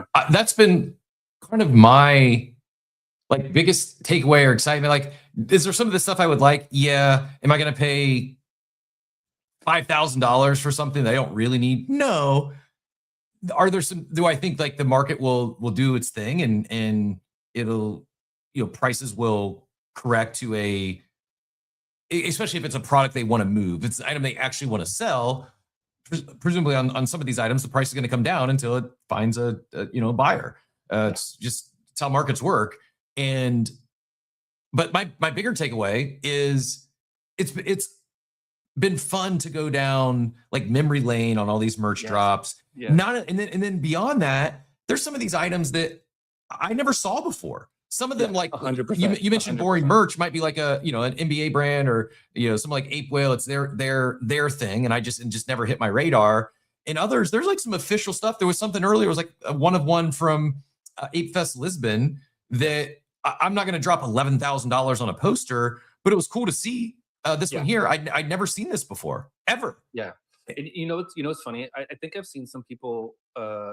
They're like, oh, this is just like a flea market. Guess what? I grew up going to flea markets, and those are incredible because you see the funnest stuff. Like, you know what I mean? Like this is getting the community together to show off things. And like you said, it's very much like, oh wow, I didn't even know this existed. And hey, I see things on here I want, but yeah, it's too high. I'm gonna wait because eventually they'll bring the price down. And eventually it's gonna hit a point where everyone's rushing to get it. It's also made me feel a lot better about this multiple storage bins I have with things like these Adidas neon tracksuits that I'm probably never gonna wear. But like, oh well, I wasn't. They're still actually listed for above what I paid for them. So there's a market for these things. Like I've wore the furry slides once. I think I wore them to a Christmas party. If these sell for $1,100, I'm listing my furry slides. Like I'll let them fly for $1,000. I tell you, I'm in the market for some, so I'm not saying what price I'm gonna pay for them, but at some point, James Hall will get some of those furry slides. I was so mad I didn't get them. I was kicking myself. I was like, I should have got them, and then they sold out, and I felt like an idiot. So, but yeah, I appreciate the feedback, and look, people even give negative feedback. Well, most people give feedback or negative wise, like if they care, right? Some people do it for engagement, but I think a lot of times folks are just like, oh, this is so close. What if you just had this? What if you just had that? And like, feedback is great. Your feedback doesn't, just because you give it doesn't mean we'll implement it, but it's always great to hear from folks. You know what I mean? There's also, I think, while we're talking like some of the extreme examples, there's also some stuff that's very fairly priced. And, like I saw like the throw blanket, it's $250. Like it's a nice, it's a nice blanket. My kids love that blanket. They use it all the time. Yeah, I think the basketball I saw was $100. Like there's some stuff that is very fairly priced. That not everything is priced for the, hey, if you really want this thing, take it off my hands, but you're gonna pay a premium for it. I think for a phase one, a version one, an MVP, if you will, not to put words in your mouth, but it did exactly the point. Like it got people talking, it got people using it, and now it's there, it's live, and you can start getting that feedback. You can start making those iterations, and I'm guessing like, and it already does have filters from apparel to arts and print to collectibles, books. Ape Fest events, I'm guessing like we may see like a search button or a search bar, like any other things that like just didn't get in version 1, but you're already planning to ship in future updates? Yeah, I'm actually working right now. Me and another developer, Shub. He gets on the timeline sometimes. Incredible developer. Me and him are kind of tag teaming this. Usually he does most of the work while I do a lot of chaos and he cleans it up for me. So shout out to Shub if you guys see him on the timeline. But yeah, right now we're actually working on a category called like official drops, and it's kind of like a pseudo category. So it's like, you know, and you'll be able to drop down even from there. So you could be like, oh, I want to see the BAYC and Macbeth drop. So you see only the things from those specific official drops. And so it's like, we'll have official drops, everything else, you know, so like, I think it's like just getting it into 3 different categories. I feel like there's like official drops, there's like side drops, which are like the ape whale things, the MBAs and stuff like that. And then there's just like one-offs. I see people listing like a Doodles cup and things like that. Where I think it's okay for folks who are in this collector type mentality with everyone in this club to maybe sell things that also aren't club related. Were you expecting that, or were you? Because I was a little surprised when I saw. I think if someone said, "What is this?" and it was like the Pudgy toy, and for $110,000. Like, yeah, no one's gonna buy that. But no, I think apes are gonna ape sometimes. There was some other salacious things that got put up yesterday that we had to take down. But I mean, like, I think it's just, you know, who posted feet pics? I think honestly, if there's a product in the feet pic, I don't know if I can take it down. Just being honest with you, I'm not a feet person, but anyways, you know, I think we just have to keep an eye on it. You know, I think the fact that you can only list things if you are an ape is kind of a benefit. So hopefully that kind of helps a little bit with the moderation in and of itself, where, you know, it shows who posted it, so you kind of have a little bit of like accountability of who's posting things and stuff like that. But I think it's been very fun to see. We didn't know what all was going to get listed, and it's been fun to watch some of the stuff come in, and like you said, like seeing some of the stuff that I didn't even. There's like there's a 3D printed, or not 3D, but a vinyl toy of an ape with like 3D glasses. It was one of the earlier things that got posted. I'd never seen that before. Yep. The Golden Throne is what it was. Yeah, it's sitting on a toilet. I don't know what it's from. I don't know if that person just created it because it's their ape or something, but it's super cool. I want to say I saw that. Steve's not out there anymore. He had to do his 9 o'clock, but I think Steve and I might have saw that in a store, like a collectible store in Paris. Does that make sense? Like, wasn't an ape store, but it was like, it was part of like, it was an art store that had a bunch of collectible stuff like Kith and others. And yeah, it was completely random to see, but I remember taking a picture of it. And it's $160. That's actually not too bad for a vinyl figure these days. You know what I mean? In this economy. But yeah, it's been really, really, it's been really exciting to see this stuff. I do think obviously there's some cleanup that needs to happen, and we'll get to it, and we'll work with everyone as we move forward. And you know, we've had some questions of like, you know, how do you going to work with disputes, and you know, we'll have to handle that as a company and kind of have to make decisions, which isn't fun. But I'm hoping that we can kind of self-regulate a little bit and self-police. But we'll see how it goes. And I think we can't be scared of doing these things anymore because of like, oh well, how are we going to handle these one-off cases that seem to happen, right? Like, why let the difficulty of a dispute or something like that happen when that, you know, when everything else is so much fun and you get to see all this good stuff. So to that, and we will get to all your hands. I appreciate everyone who jumped up on stage. We will get to all your questions as long as James has time. And if you do have questions for James and you don't want to jump up on stage, drop those in the chat. We'll do our best to get all those answered as well. But before we go to questions, James, I want to do this like a rewind almost a little bit and talk about, you mentioned like only apes can list, and just talk about some of like the logistics or the specifics on the platform. I've got one of the things I pulled up here on screen for those tuning in video is, you know, that hard shell crossbody sling bag from Boring Merch and Ape Whale. And the one thing you see is he's already got a review. He's got a 5-star review, good seller, on-chain reviews. I think that's like, did you launch this site to push forward on-chain reviews? No, but fast forward 5 years, and I think on-chain reviews could become kind of like a norm throughout not just crypto, but it's when we talk about like these LLMs and AI and what are they looking at when it comes to recommendations and reviews, and we already know it's not Google reviews anymore. I think there could be this could be another like downstream effect of this peer-to-peer site is something as I say simple, probably not simple, but something like on-chain reviews. But walk us through any, like there's a 2% platform fee. Everything's priced in ape. Any other details like that we haven't hit on yet that you feel are important? Yeah, I think the one thing that is the most important is when you're buying an item, what happens with like the money, right? Like what happens with the ape? The ape goes into a contract and is stored there. We don't hold it, right? Like it's stored for a little bit of time. And this is probably like the most interesting point that we do with this, right? Like, let's say I'm going to say I buy this like Macbeth jacket because that's the first thing I see here. I buy this Macbeth jacket for 5,000 ape. That ape goes into a contract, right? The person who's selling it, which is NinjaTurtle.eth, we're working on email notifications and stuff. Right now, you kind of have to keep your eyes really on the site, which isn't fun, but we'll work on that as we move forward. They'll come to the site. They'll say, "Oh, cool, someone bought it." I have their shipping address. So you do have to dox yourself to these folks. So there is a bit of trust here. So I'm just going to walk through the entire like thing, and then we can pick it apart as we go. Cool. And so I give my shipping address. You know, if I was worried about it, I can get a PO box. There's places. Sorry to interrupt. Yeah. You made me think about, is that solvable? Is there a way to, in a future state, potentially do a hidden, like you guys see it because you're facilitating it, but the seller and anyone on the site there's no knowledge of the shipping address because it's hidden and only the marketplace. Is that? It's tough. I know there's a couple of companies. I think Ape Whale told me about one that does it, but it's not cheap, right? Like doing that, you almost have to have like an intermediary deal with everything, which is like, you know, you then have like it has to go to that person and then they reship it, right? And so like, you know, that may, you know, that I've maybe used a service like that before in the past when I used BTC for what it was really for. Anyways, you know, but so I spent the 5,000 Ape. I've given my address to the person. Your address, by the way, stays encrypted at rest. So what does that mean?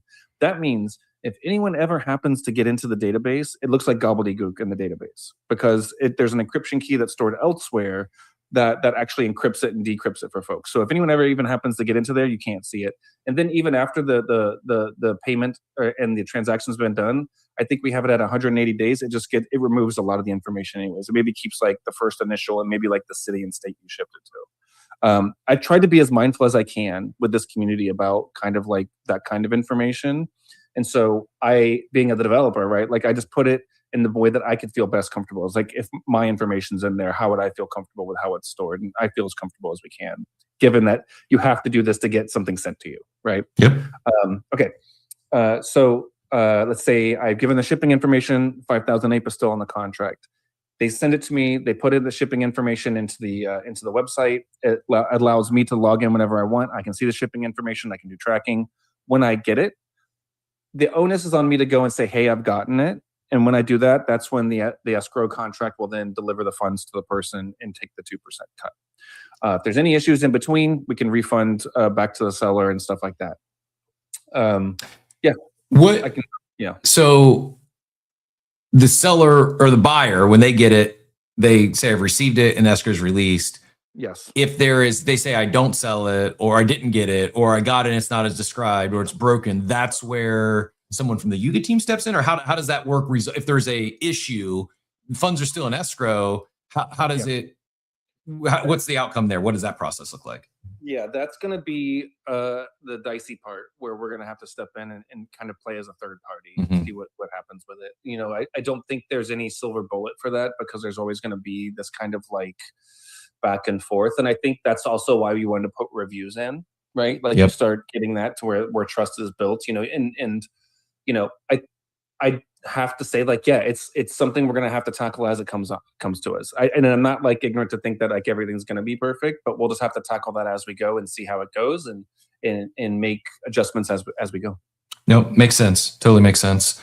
And sorry for the interjection there. I just no, that's perfectly fine, man. And like, I definitely love being interrupted because I can go on these long-winded tangents, and everyone's like, "Hold on, dude, you're like going way too deep into this. Stop right here." But I mean, that's the general flow. The general flow is money goes in, you receive packets. Say you got the package, money comes out. And if you forget, we have a 14-day waiting period. So like, if it's been shipped, it waits for 14 days, and if we don't hear anything from anybody, we do kind of send it to the seller. And I know that's like an issue because some folks like it takes longer than 14 days. So we're going to have to just monitor that and see what the best kind of like, what works best for everybody on that. So there is some risk here, but again, do we let these risky things stop us from putting something out for our community, or do we just kind of run with it and see how we have to handle it? Mhm. You know? Well, and it's good, to your point, only members can list.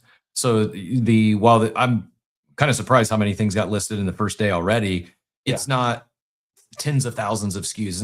It's manageable from the jump. Now you have to be a member to list, but anyone can buy, right? This link is open to the public.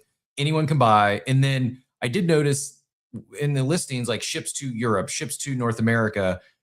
I assume that the seller just chooses where they're able or willing to ship to when they're listing their item.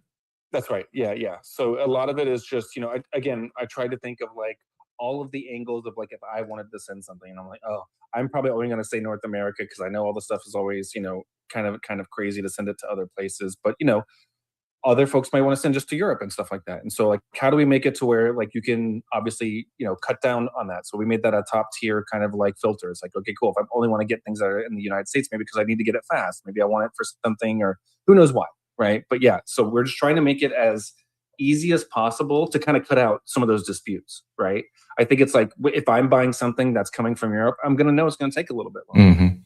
And so like, yeah, so that's kind of where that's at. Does the seller then, do they plug in the shipping amount? How does the actual shipping cost or shipping fee, how does that work?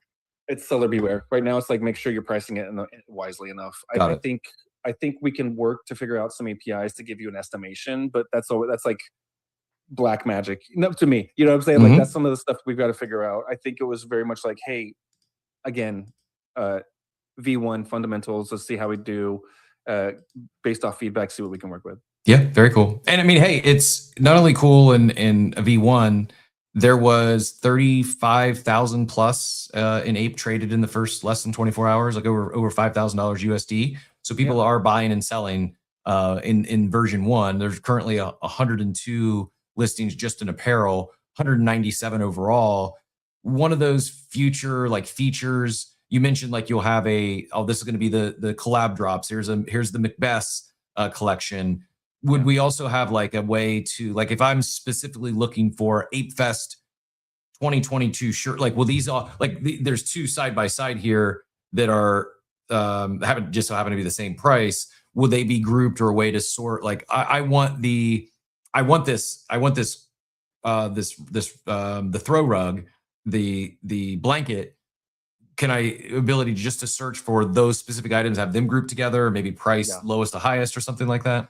Totally. Yeah, I think a lot of that is right around the corner. I think there's quite a few things. Again, it was like, let's see what gets put out there. Because what the biggest thing with, like, I feel like website design and stuff like that is like you design it with everything perfect. You're like, oh, this is what they're going to list. This is what they're going to do. And you make it. And then when people start using it, you're like, oh my God, it's completely a different way. And so I think we did it so bare bones. Now we can be like, okay, cool. Now we're starting to see what it's looking like. Yes, absolutely. I see there's a couple of J-tips things, a couple of these, a couple of that. Okay, cool. How can we make this work to where everything shows correctly?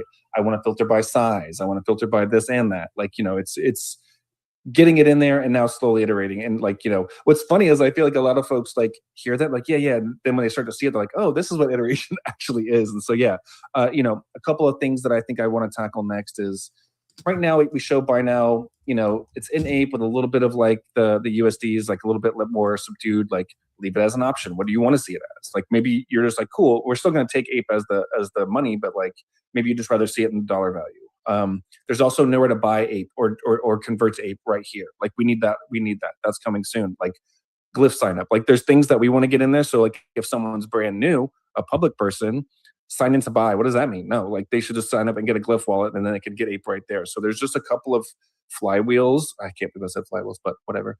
There's a couple of things we need to get on the site that we're doing, but we wanted to get this out, get the really hardcore audience, populating it, playing with it, and now we can kind of keep moving forward on it. By the way, for those commenting on the price, I just checked eBay. These sold. A hat sold for $400 on May 5th. Another one sold for $420 on April 30th. There's one $169. What I was looking for, because I saw the red and black hat, the OG ones, the pair was selling for like $4,000. And I'm old enough to remember when individual, just the red hat was selling for $5,000. I think there was only 50 of those made in the first or second merch drop. Does that sound right, James? I wasn't here, so I'm not sure, to be honest with you. I remember them selling for an extreme premium, too far back on the date range to pull up in my quick eBay search. But yeah, those things were fetching a very high premium, extreme high demand. And it also, I guess maybe that's part of where I don't really, I should be, I guess, more empathetic, but I really don't have any sympathy for those that missed out on this hat drop because it was available for like 40 minutes. Like it was gated, was plenty of time available. And I remember the pandemonium of that first red and black hat drop that was it was very hard to get. They only lasted for, you know, minutes, if not seconds. And you know, I ended up getting, I didn't get the red one. I should have. I got 2 of the black ones and I wore one of the black ones. I'll see if I might have it in my closet here. I'll grab it in a second, but it's to the point where it turned brown. I colored it in with a felt tip and I've kept the other one in box. And it was like, I understand people like, oh, this person bought 10 and they're like, it was limited to 2, at least on this drop. You couldn't buy more than 2. And that's fine. Like it's okay to speculate on an apparel drop of a brand you're passionate about with the intent to sell one down the road. Like I think part of the look, if we would have done 20,000 of those hats and we only sold 5,000, people would be like, "Oh, they've made all these hats and no one sold it." Yep. Like there's, you know what I mean? Like there's never like it's an art, not a science. Yep. I think it's okay not to get everything, and versus doing like a pre-order and you got to wait 7-8 weeks until you get your item, or like you said, ordering 10 or 20,000 of these things. It just doesn't work that way. It's very difficult, and I think it's a good thing to have demand exceeding supply. And yeah, if you don't want to pay the premium on secondary market, don't pay the premium. There'll be more hats. Like there'll be more things to buy. Yeah, and to talk about like the first thing you brought up, and I'm sorry, I know like all these people have their hands raised. I've got time, so it's okay. Well, I have till 10, but you know, I think looking up at the success of the Arsham drop, it was very interesting, very different. You know, like I think we're getting more comfortable with trying new things again, which is great, right? Like and so like that doesn't just mean another side. That means like, you know, like look, we did this P2P marketplace. You know, I think 2 years ago, I think we would have been terrified to do this.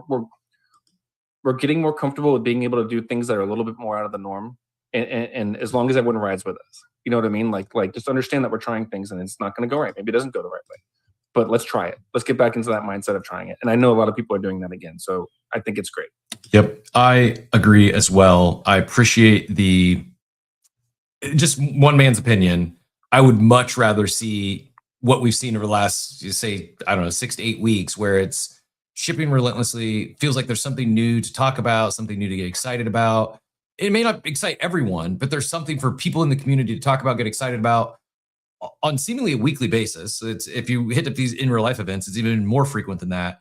But I'd much rather see, let's build in public, go live with the stuff. You can always iterate. You can always take the feedback, and that's, to me, it's part of building in public. And I'd much rather see the current cadence, as opposed to let's build in silence, and then we'll provide you, here's a dozen updates at Ape Fest this year, and half of them may hit, half of them may be huge home runs, but you put so much pressure on that annual announcement. You put so much pressure on Ape Fest to almost thread a needle, because you're never going to make everyone happy. Like someone's always going to be upset, and this is, you know, this cadence, again, just my opinion, but I am a big fan of it. And I also have the proper expectations, I guess, that it is version 1. It is, you're building in public, and I don't expect it to be perfect from launch, but live is better than just not launched.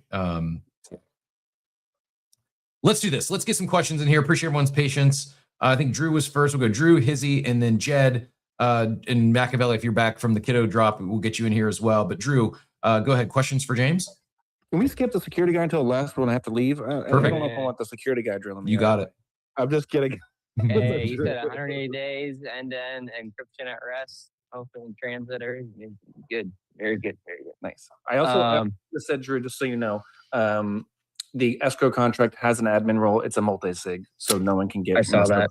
Okay, cool. Look at this. I actually checked. Checked who the signer for it too. Love it. I was just gonna say 3 things. One, love the shift you guys are having, where, you know, from the engineering, it's move fast and break shit, right? It's like the fucking engineering ethos. 2, hopefully everyone realizes this, and like I don't think a lot of people realize this or set it in stone. like eBay typically on average charges about like a 13% fee. And so this is a 2% fee. So you can actually avoid throwing shit into the ethos and actually price stuff more fairly. And then with them only taking 2% and it being on Ape Chain, just also keep in mind every transaction on Ape Chain burns. So you're actually also burning Ape on Ape Chain. So yeah, correct in using the flywheel, James. And then third, when auctions. I have so much stuff from 2021, 2022 that I don't want to list at a set price. I want auctions that I know people would very, very, very want. Still sealed, still in the box. You have anything for big guys that Drew? Anything for big guys? I will. Auctions were actually on there, and I removed it for simplicity for launch. I actually, it's. I'd say it's like 85% of the way already done. I just was really nervous about launching 2 different types of like selling at the very beginning, and so I just wanted to see how this kind of worked for a little bit, and then we'll move to auctions probably in like a week or so. I bet. If you need a tester, you want one to launch the first one with, you let me know. No, you're not the first one to hit me up with that offer. So we might have to have like a little bit of a showcase for the first week or so. That might be fun. Rock, paper, scissors, shoot. It's the only fair way. There you go. That's right. I think I might list a Hizzy will get you here in a second. I think I might list not my hat, but I might list the OG box that the hat came in that has the I'm guessing there's a 50-50 chance that either Garga or Gordon were the ones who physically stamped the Bored Ape Yacht Club logo on those OG boxes. That's a collector's item in my book.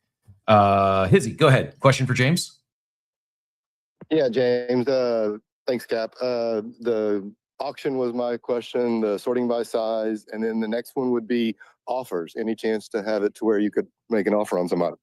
Yeah, I think that's further down the road. I think it's a great idea, and it's definitely one that folks have mentioned is like, having that on there. So it's on like the backlog. I think it's a really smart thing to do, and I think it helps also like it'll help folks understand like what the actual like expectations of prices are, right? Like there's always like the listing price, and there's always like, hey, here's an actual legit thing that someone was willing to pay. And so yeah, I think that's well needed. We just got to figure out how we want to wire it all up. Love it. I just saw this. I know I have a cap. It's not the trippy captain's hat, but I have another captain's hat somewhere. I thought it was behind me on the shelf, but it's not. So that's gonna be my homework today, is go find my Bored Ape Yacht Club captain's hat. And again, same thing. I have 1 or 2 of these. The history of the war on weed magazines. That there was an ape. This ape 7073 was on the cover. Had completely forgotten about it. But that's, again, just something, I couldn't even tell you how it happened or how it came to be, but it was, again, in the probably 21, 22 mania. And yeah, one of the apes got their ape on the cover of this history of the war on weed. And I bought a couple of those. And again, they're both 2 of those items in storage, but just completely forgotten about them until saw the listing there. Jed, GM, welcome. Appreciate you jumping up. Questions for James? Yeah, what's up, Cap? What's up, James? I jumped in late. Is this only available for Yuga products? So it's interesting. We kind of mentioned that it's for if you own an ape, you can list things, and we're trying to be pretty lenient on what gets listed. I will say we're going to put up some notifications. I can't list alcohol, can't list illegal drugs, and you can't list. I think that's it. Illegal drugs and alcohol we can't have listed. A couple folks have listed some bottles of whiskey and stuff like that, but it gets us into too much like legal trouble. But we've seen folks steaks can be sold. I'm being serious. I know you are, sir. I mean, I don't see why not. I mean, you can't send it to someone if it's going to be rotten, but if it's packaged cold and frozen, I will get some from you. 100%. Same. I'd buy some DeStefano steaks for sure. All right, cool. I may need to get an ape now. Oh, I'm sorry about that. Not really. There was just something I want to circle back to that Drew had mentioned, that every time there's a transaction, apes getting burnt on because these are taking place on Ape Chain. That's just the transaction. It's the fee itself is. I mean, Yuga is making that 2% is going towards supporting the site, and it's bringing in a little revenue, right? Yeah, that's right. I Okay. mean, like I think, I've seen other folks ask what the 2% is going to go to. It's supporting the site, like upkeep, website stuff, website things. We need to make money too. Yeah, So, exactly. that's This what- is a real business, and stuff like this is really cool.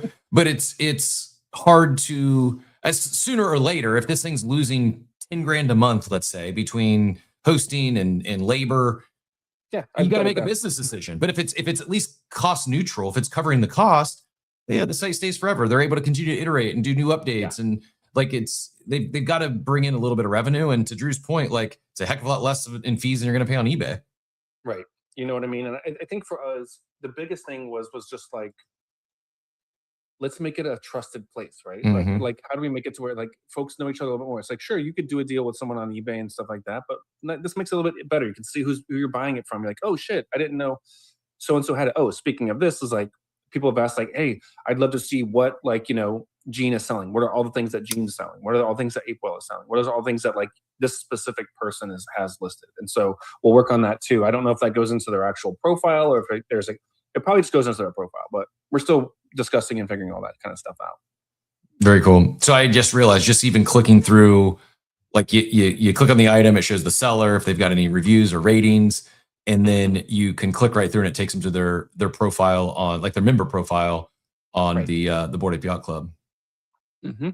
Yeah, and so sometimes that gives you their their Twitter account, any kind of websites they want to post on. So like we're trying to make this like a full-fledged kind of community. Who'd have thought it, right? Like it's an interesting, you see about this person, you can kind of see a little bit more about them and everything like that. So Yep, I love it. I think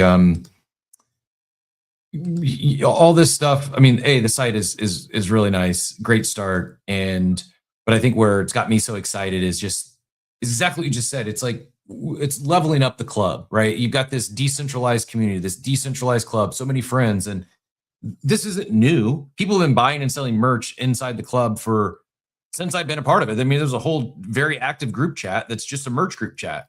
This makes that so much, not even like, no offense to those that have sold in the group chat, but it's all trusted people, right? You have someone new, it's like this just levels up that whole experience and makes some of that stuff accessible for the masses. And it's even if it's just a gallery, right? If it's I could see, like, I may want to list some items, like Drew said, maybe it's not for a direct sale. Maybe I'm going to throw some stuff up as an auction, a high reserve, and I don't really intend to sell it, but I kind of want to show off what I've collected, right? Like today, there's really nowhere to do that. Now, I know I'm just talking out loud here, but I can see, you click my profile. Oh, Cap he's collected all these, these items, almost like my inventory of physical items, merch, apparel, collectibles, etc. over the years. And even if I'm the only one who ever looks at it, it's just like I went through, you've seen it happen real time today. I've forgotten about a lot of this stuff I have in storage. Yeah. It's funny. I was going to mention this a second ago. Very much reminds me, this is so back in the day, I used to have a big duffel bag full of baseball cards, because like I was like 90, it was like a 93, right? So it's like and I remember whenever I'd get like the new Beckett's, you know what I mean? I think it was called Beckett's. Oh, yeah. And you just all of a sudden you'd be like, you maybe would not open that duffel bag in forever. And you're like, oh my gosh, what do I have? Wait, I've got to have some cool stuff back here. And it's like, I think that's kind of what sparked everyone here. Everyone's like, oh wait, no, I've got something here. Let me look at this. Let me see what people are selling it for this. Oh man, blah, blah, blah, blah, blah. So it's exciting. It's part of the collector culture. And like, I think we should lean into that as a club because we've put out so many collectibles. And oh my God, dude, I do kind of love seeing like the Ape Fest things that people have stolen. Same. To be honest with you, it cracks me up. Some of the stuff that people like I'm not buying this. I'm not in the market for a $1,500 banner. Yeah. That's pretty cool. Like props to Aloe for snagging that thing. Like some of the staff shirts, like that's kind of stuff that's like, dude, for a club of collectors. Blow my mind. I'm like, they had to like either like bribe someone, right? That means you went up to someone and said, hey, can I have that shirt? So imagine what that person was like, what? I mean, I guess so, if we're gonna give me hard cash for the shirt they just gave me, but Aloe out there hustling. Yeah, no, I love it. I think it's really cool. And again, am I gonna pay $1,500 for a poker chip? No, but I have one of these. I like this little fanny pack. Is it worth $50? I don't know. Not by itself, but the fact that it's a collector's item. It's the Bored Ape Yacht Club Complex Con fanny pack. There's probably never gonna, at least from 2025, there's never gonna be any more of these. Yeah, I like, this is a shirt I didn't buy at the time, but Maybe one other thought, just as again, we'll go back to Jed for a response. We'll go back to Drew and then Ilan. I wonder if and maybe you wouldn't want to do this, but I like the thought that just popped in my head in real time is like as I hover over something like I don't know, the members only current hoodie that's been restocked, like not a warning per se, but like oh, by the way, this is also available in the in the store, in the Bored Ape Yacht Club store. You don't have to pay $790. No offense, Chris, you don't have to pay $792 for it. You can go buy it direct on. If you're well, I guess so. If you're not a member, it's the only way to get it. You're going to pay $792. If you're a member, you can go buy it in the store for $160 or whatever the price is. But I guess that was my question. Any thoughts on some sort of a pop up or another place to buy, or I don't know the best verbiage, but am I making sense? What I'm and that's where we're coming in with like the official drops type of like category that we need to do, because I think it's fair for us. I think while I would prefer folks not to buy, like sell the things that are token gated, because like, you're supposed to be a club member, you can't stop people, right? Permissionless, whatever. People are going to do what they want to do. So yeah, I think it's smart to be like, hey, by the way, yes, this is actually still in the store at this price. I think, because I would hate for someone's first experience with Bored Ape Yacht Club is them like buying something that was like 5x markup when they could have gotten it somewhere else. But it's going to be tough because you're not going to catch them all, right? Like here's the thing as well, is like, we have a small crew. We want to do this for folks, but like, policing this all the time is a full-time job. So like, how are we going to do that? That's why we kind of have like reporting on things and stuff like that to make sure that like we can at least get notified when some things don't seem right and stuff like that. So again, well, it's an experiment, right? We're going to see how it goes. I think so far all of the points have been positive, and we're just going to keep moving forward with it. There should also be a disclaimer that this one here, while it looks really cool, kind of feels like cardboard. Like it's the stiffest. Which one's that? I'm not watching the video. Is it the Ape Fest 2022? No, it's the small. It's just the embroidered skull logo, the hoodie with the one single skull in the center. Really cool design, but it's like a crusty, and it's not crusty, but it's like a Carhartt. Like it is thick. Totally. Really rigid, stiff type material. I can't. It's $100 is fair asking price. I just that's one that I'd love to see them rerun that one, that design with a little, the softer hoodie. Totally. I'm being high maintenance diva right now, but no, I get it. Let me tell you something. I love the hundreds. I used back in the day, but their shirts and their stuff were always so tough feeling. Yep. And whenever I got them, I was always like, I can't wear this. This is gonna chafe me. What are you talking about? I do this blue hundreds hoodie. It's probably the piece of merch I've worn more than any other NFT merch is the blue hundreds collab hoodie. Appreciate everyone's patience. We're gonna go. We'll go to Jed, then Drew, then Ilan. Jed, get back in here. Sorry about that, James. Real quick. Right now, I get it. It's like a Yuga product or ApeCoin. Would you guys be open to white labeling the product down the line? I think that's an interesting thing, right? Like, I think that's a really great way to start showing like product market fit and moving forward with products that we build. And I think there's something that like me and Quit talk about that a lot, is like, how can we build things that other folks in the space can use, since like, we've put a lot of thought and effort into it. I think once we get to a spot where we can feel like, hey, this feels right, we're not having to do like constant updates to it or changing things. I'd say it's not off the table right now. I think it's probably anywhere soon, but I do think that's, if we got enough like interest from folks, it would be something we could probably look into. Awesome. Thanks for the info, bro. Of course, dude. Drew, you're next, and then we'll go to Ilan. I was going to say as well, for anyone complaining about a hat, I got fucking screenshots saying y'all missed it by 5 hours. So for people complaining, they can F off. But I really like that. Is the plan to just keep this Apes and Mutants? Because I think that should always stay the plan. Because again, going back to the exclusivity, like this is, Bored Ape, like you guys launched this on the Bored Ape website. And I didn't. Anyone listing or anyone buying, like anyone can go and buy. Right. But I think it should always stay for that. I mean, it's the whole point of, exclusivity. Yep. We don't have any, I don't think we have any thoughts or plans of making it any different. Like, I think it's important that it's on the Bored Ape website that the sellers are Bored Apes or Mutant Apes, obviously, and stuff like that. So yeah, I'm aligned with that. We had talked about making it apes only all around, even buying and selling. But we're like, I don't know if that's the right call. Keeping it so closed off. I think if folks love the merch from us and they don't want to buy the asset, they should still be able to buy some of the goods, I think. Yeah. So yeah. Yeah, I think that's awesome. Because Jed, dude, if you start selling steaks on there, like no joke, I'll literally buy. Like I think that's like one of the coolest things that I've heard so far outside of obviously just merch. I mean, this is when it really does truly turn into the eBay. Exactly. Like, goods, right? Like what we're seeing now, like this is part of what got me so excited about the MBA program. And I knew there was a site there, but it was just new product. Like this to me makes a lot more sense for a club. The nature of ours is than just how. No offense, I don't even know if the MBA site is still live, but I just this to me is kind of what I'd envisioned about that whole MBA program is just like this. Like to Drew's point, similarly, I'd love to support Jed. I'd love to buy some of his steaks. Now, can I go to his restaurant's website and maybe buy them direct on there? Probably, but I'm much less likely to do that than I am if I'm scrolling here looking for a way to support another club member and I see the steak. Oh, I know Jed. And yeah, I really love it conceptually speaking.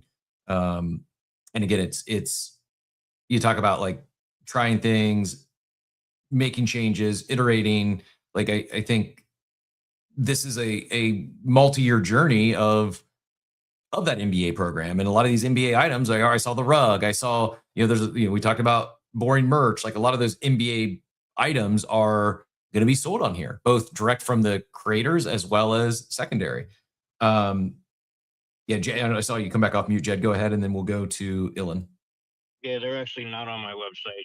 This would be something that would be on a new website that I'm doing for Web3, like kind of my pin post and like NFC chip box, kind of geared more toward Web3. Maybe you could win NFTs in certain boxes. I don't know. I'm just doing this off the rip up off my head now that I'm hearing about this peer to peer.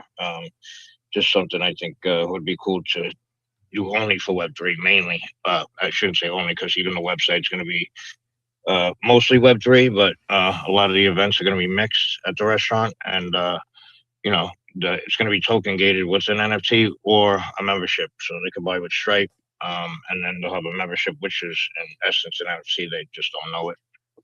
But yeah, just kind of thinking out loud right now and building in public. Very cool. Well, now you got to play another place to put those steaks when you're ready to sell them online. Summer is here, so we are. I actually kid you not, I was talking yesterday about getting a quarter of cow, and I'm in the market for some good steaks. Ilan, appreciate your patience. GM, go ahead and get in here with any questions for James. Yeah, Jim, I think appreciate you having me up as always, Cap. It's an absolute pleasure. I think this is such a massive initiative. People are kind of losing sight of how big it can be in the context of where it's positioned in the ecosystem. I think obviously when you launch a token, what's sort of the first thing that you need to have? You need to have an economy, right? You need to have an ability to transact in the native currency. Obviously here, Ape. This is something that I mentioned to another team very early on whenever they were talking about their token. I was like, man, you can't just launch a token. I mean, you have to have some sort of economy if we're talking about literally creating sort of a network state here, right? And I think, largely this initiative, and I'm with you, Cap. I love the iteration. I love get it out the door, see how it's utilized, and sort of fix it on the fly with the knowledge, with everyone's knowledge that's how this thing's going to go, right? Is we're going to fine tune it based on the feedback we get from our community. So the community has agency over the development of the product, which also, gives people a sense of belonging, purpose, an ability to direct, a product sort of iteration cycle. It's huge. It's a huge sort of a factor for connectivity to the brand and to the market in general, and particularly whenever you sort of ensure that this is sort of an apes only listing type deal. And I also love the tokenization aspect, of course. Like when you start integrating reputation, seller's reputation, when you start integrating digitized products into something like a collector's profile, that becomes a much more a vibrant thing. It becomes much more a thing that people can look at and say, how long has somebody been here? What's their sort of reputation in the club? What are they holding? What have they collected? And it's that real collector's mindset for this community in particular, right? Is so massive. And then not just that, but like you start iterating into the other side where you tokenize merch, so what you own. You can bring that to the other side. Imagine wearing your members only hat right on your ape in the other side because it's tokenized. There's so many avenues to go down through the iteration process of what people sort of want. That makes the ecosystem as a whole, much more sort of massive, resilient, right? Like the connective tissue sort of starts to click, and you really do start to build a network state for apes, which is the whole purpose, right? Yep, great take. I'm sorry to jump in there. Just I know James had out at 10 o'clock. James, you appreciate your time today. Do you have time for one more question? I saw Achilles flip with his hand as well. I've got like 5 minutes, then I do have to hop off. Achilles, we'll go to you for a lightning round here. Question for James? No, I just want to say, first of all, happy birthday to VeeFriends. I've been a very passionate VeeFriends collector, and to be honest, I believe that's one of the projects that kept the NFT space alive and showed an example of what it is to continue building despite like bull or bear, irrespective the price, irrespective of everything. It's a community that's extremely vibrant, and I'm so excited. I mean, the fact that I saw Gary come on a video and just say, listen, we were continuing to build, that's it. This is beautiful.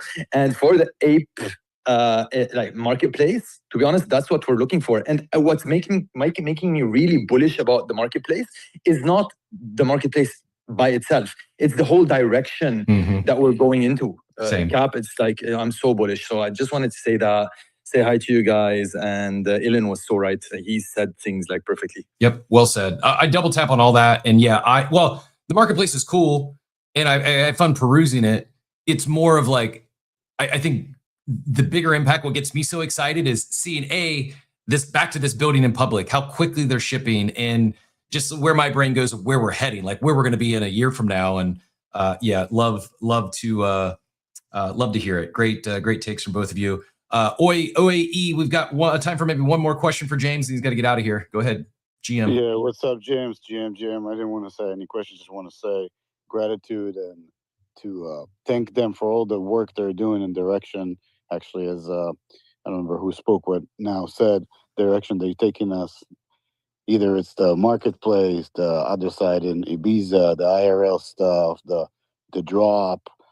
It's just a great direction, and as James was speaking about, community that you can actually see what people are collecting, what people are having, and actually create a market in between the club members that anywhere was there, and all of the work that we're doing. Wanted to say gratitude and appreciation, and it's not easy to be the top, always to be the number one in the market and then still deliver, and they keep on doing it for half a decade. So I want to say flowers to James and all the team. Appreciate it. It sounds kind of cheesy. It's like, oh, everything I do is in service of the club, but it's true. Like I love Bored Apes, I love Yuga, I love the space, and like all of us here at Yuga do, right? And so we're really, really locked in now on building like a cohesive community with Bored Apes, Mutant Apes, Doggos. Then we have Other Side as well on the other hand, doing a bunch of incredible things. Like I feel like we're laser focused. Job's not done, and we know how to execute right now, and we're just gonna kind of keep the foot on the gas. You know what I mean? And so I'm going to hop off. I really appreciate everyone's time. Feel free to hit me up in DMs if you have any questions, if you run into any things. This is obviously a work in progress, so any feedback is great. Make sure you guys support NFT Drew and Boring Security. They're incredible. That's more important than the P2P marketplace right now. Security is the toppest thing in this wild west of Web3. So please make sure you support them and help them out in any way that you can. Like they said, any little bit helps, and those folks are amazing folks and stuff like that. So yeah.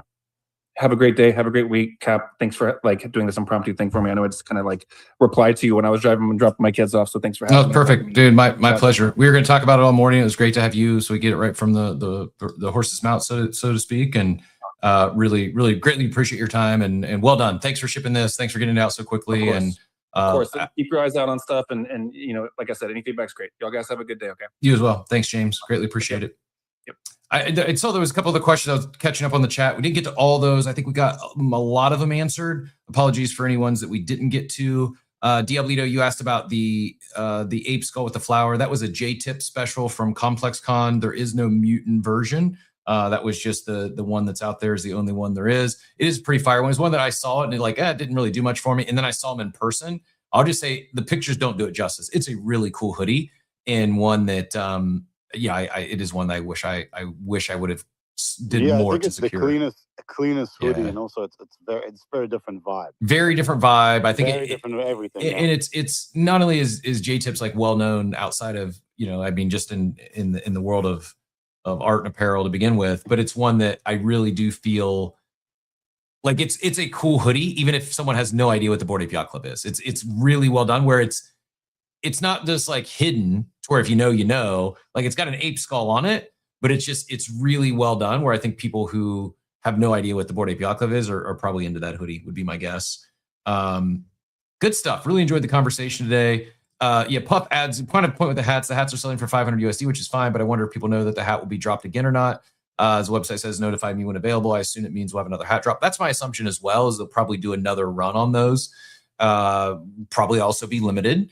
And it is member exclusive. So the fact that it's selling for 500 on the secondary, is 500 too high? Maybe. Some were selling for 400 on eBay. So it's the right answer is somewhere more than 40 because it is member exclusive. So if you're going to sell it to the general public, it's going to be priced more than 40, maybe less than 500, but somewhere between 40 and 500 is probably the right price. And I certainly don't shame anyone for listing that thing for $500. Seeing that they're selling for 400 on eBay just recently. Do I think it comes down a little bit? Cap, the price is always dictated by the market, no matter what we're marketing, right? The price is the market decided. The buyers will decide. The seller can list whatever they want.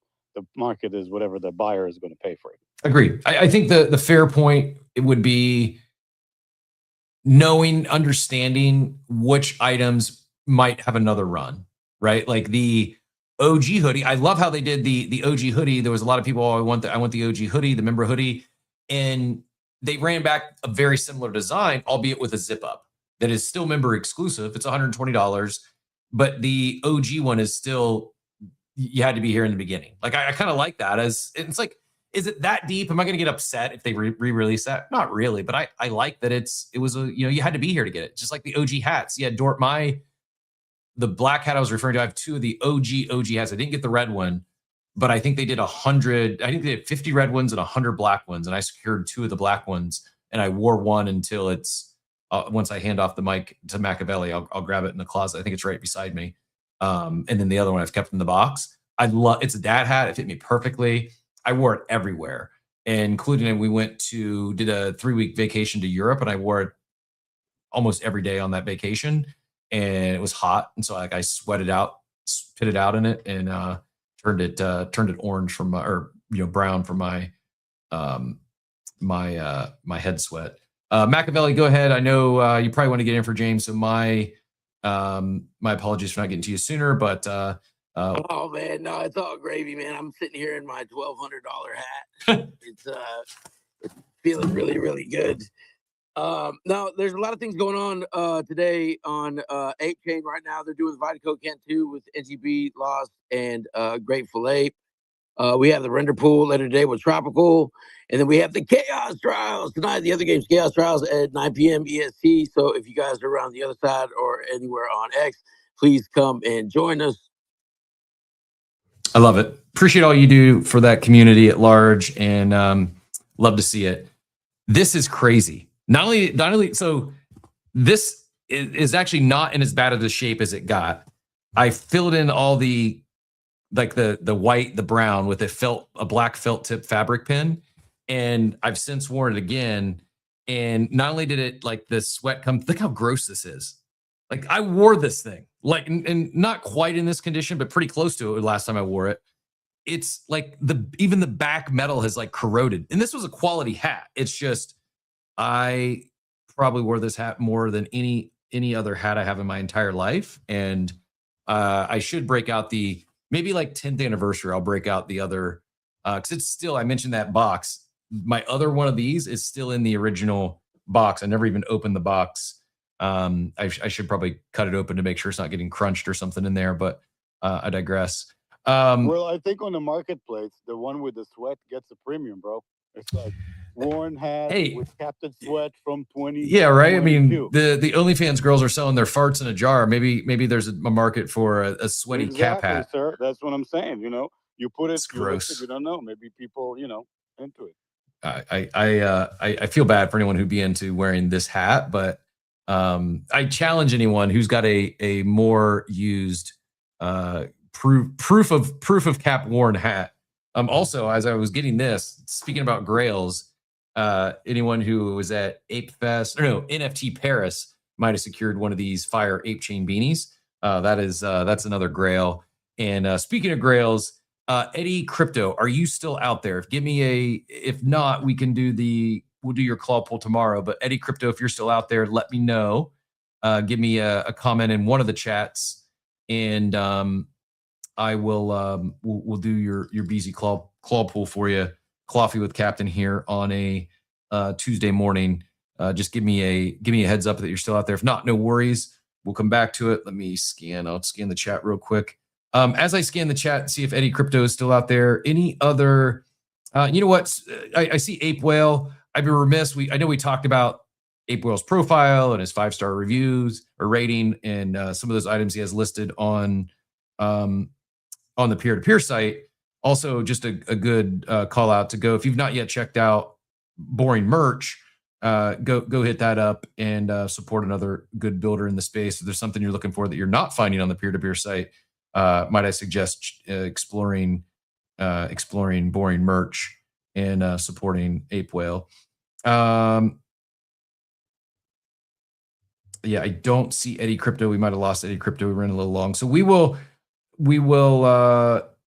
make sure we get Eddie Crypto's claw pull next time he's on. Hopefully tomorrow. I'll shoot him a DM and we'll get that done. But thank you to Joey and BZ. You heard it. They guessed it. So I'm guessing it is, if not public, soon to be public. They're going, continue their multi-chain approach. They're currently on Base and Flow, and up next is Solana. I'm long BZ.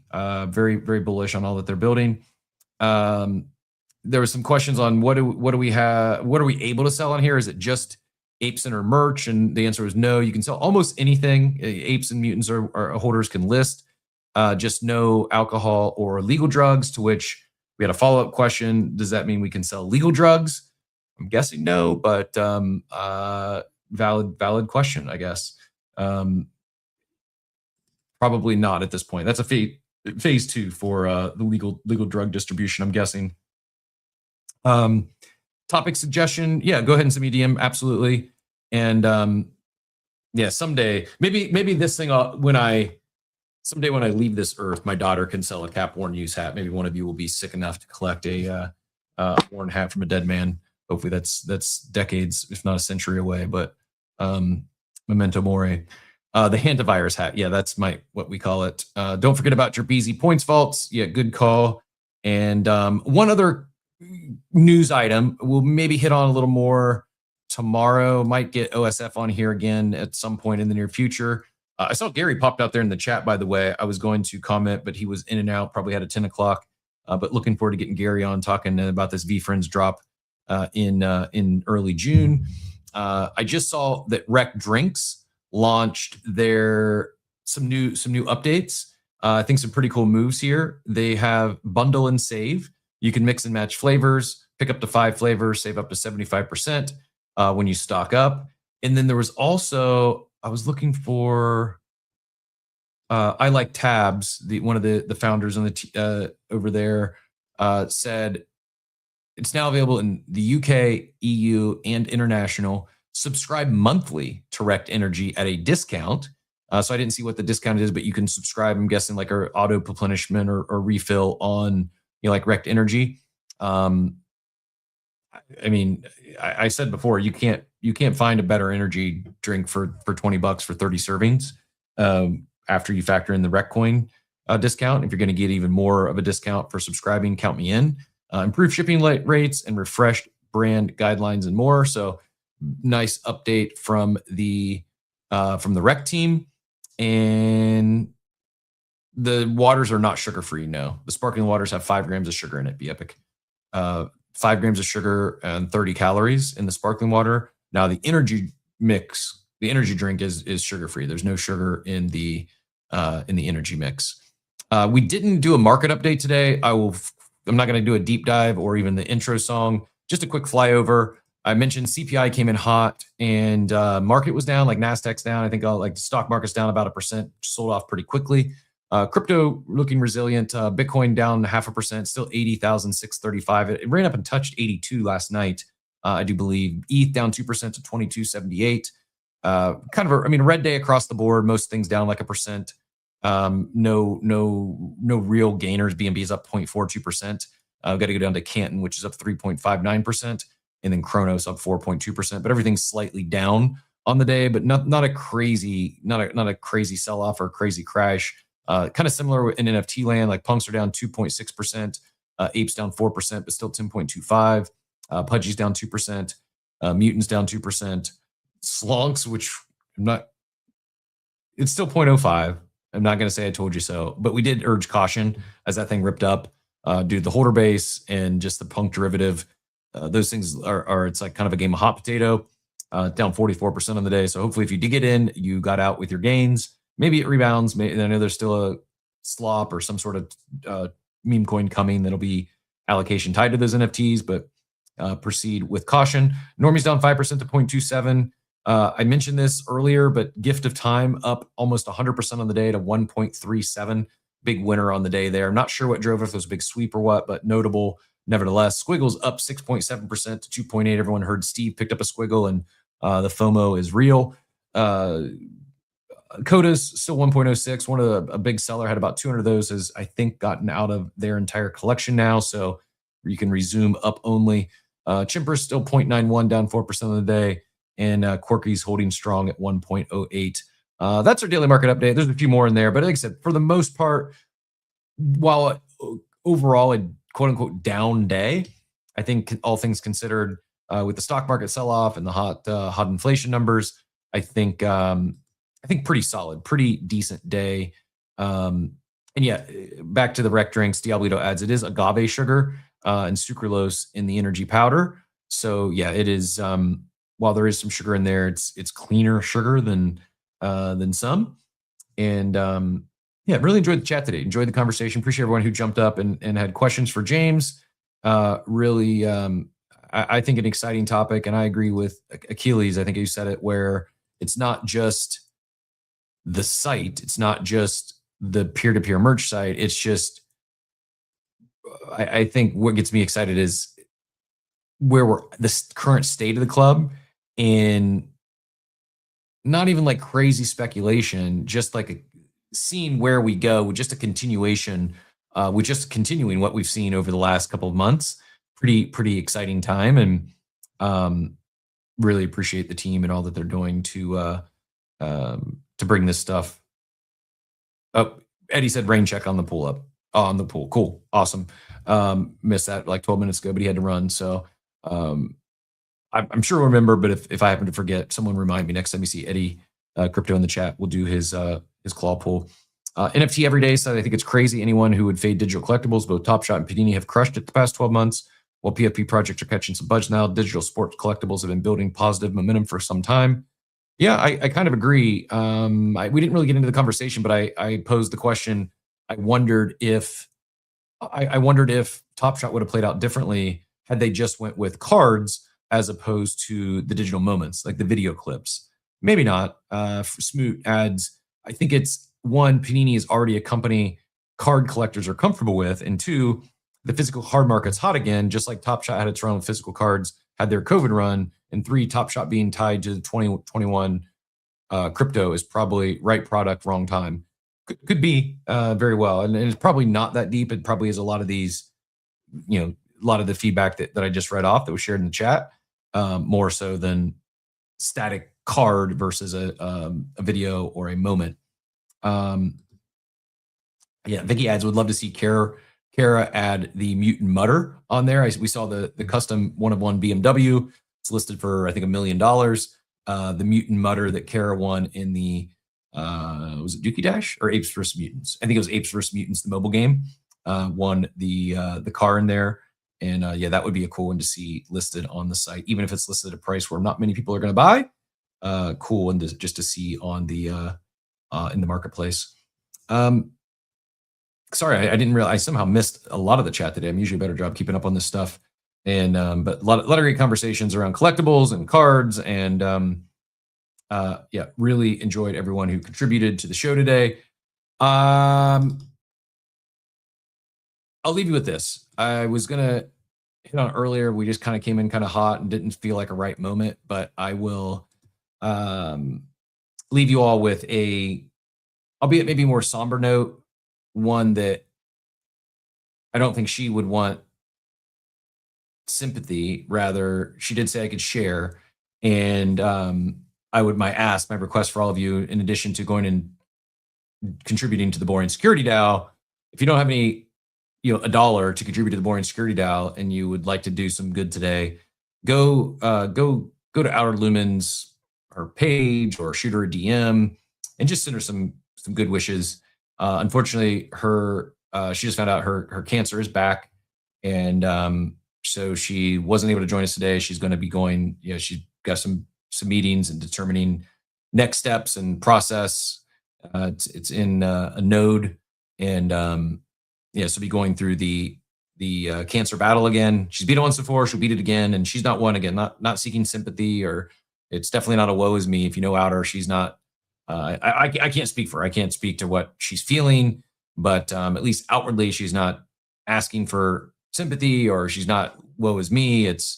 She's a pretty incredible person. I'm grateful for not just the chance to host a show with her once a week, but I'm just grateful for her friendship. She's an extremely intelligent person. Probably, like, no joke, like I've never even asked her what her IQ is, but I would not be surprised if she is one of the smartest, like actually most intelligent people that I am friends with. Just an incredibly smart individual, very intelligent, and also just a great human being, very generous with her time and helpful with others, and one of the great people in the space that really appreciates the space from the people, the collectability, both from NFTs to merch. And we could chat over on a Tuesday here with a completely random conversation, no docket in mind. And this show, we started with Steve and myself for nearly 1,000 episodes. It really never has felt like work. It was just like having, truly like having coffee with, one of my closest friends. And so several of you would join the conversation. I feel the same with Outer. While Steve we didn't want to try to replace Steve on a one-to-one. Outer is probably the closest where we could just riff for 2 hours. And I think people would find it entertaining and enjoyable. And she just really is, when I think of big brained individuals, she's, on if not at the very top of a short list of friends that are not just big brain, but can communicate. Sorry, I had the daughter power through the do not disturb. So good time to say, wind it down here, and we'll send you off on the day. Just go send out her some love, whether DMs or on timeline, and she's powering through. So let me get a check, make sure that nothing urgent there. But appreciate you all. We'll be back tomorrow, 8 a.m. Eastern time, as always. Have a wonderful, wonderful day, everyone.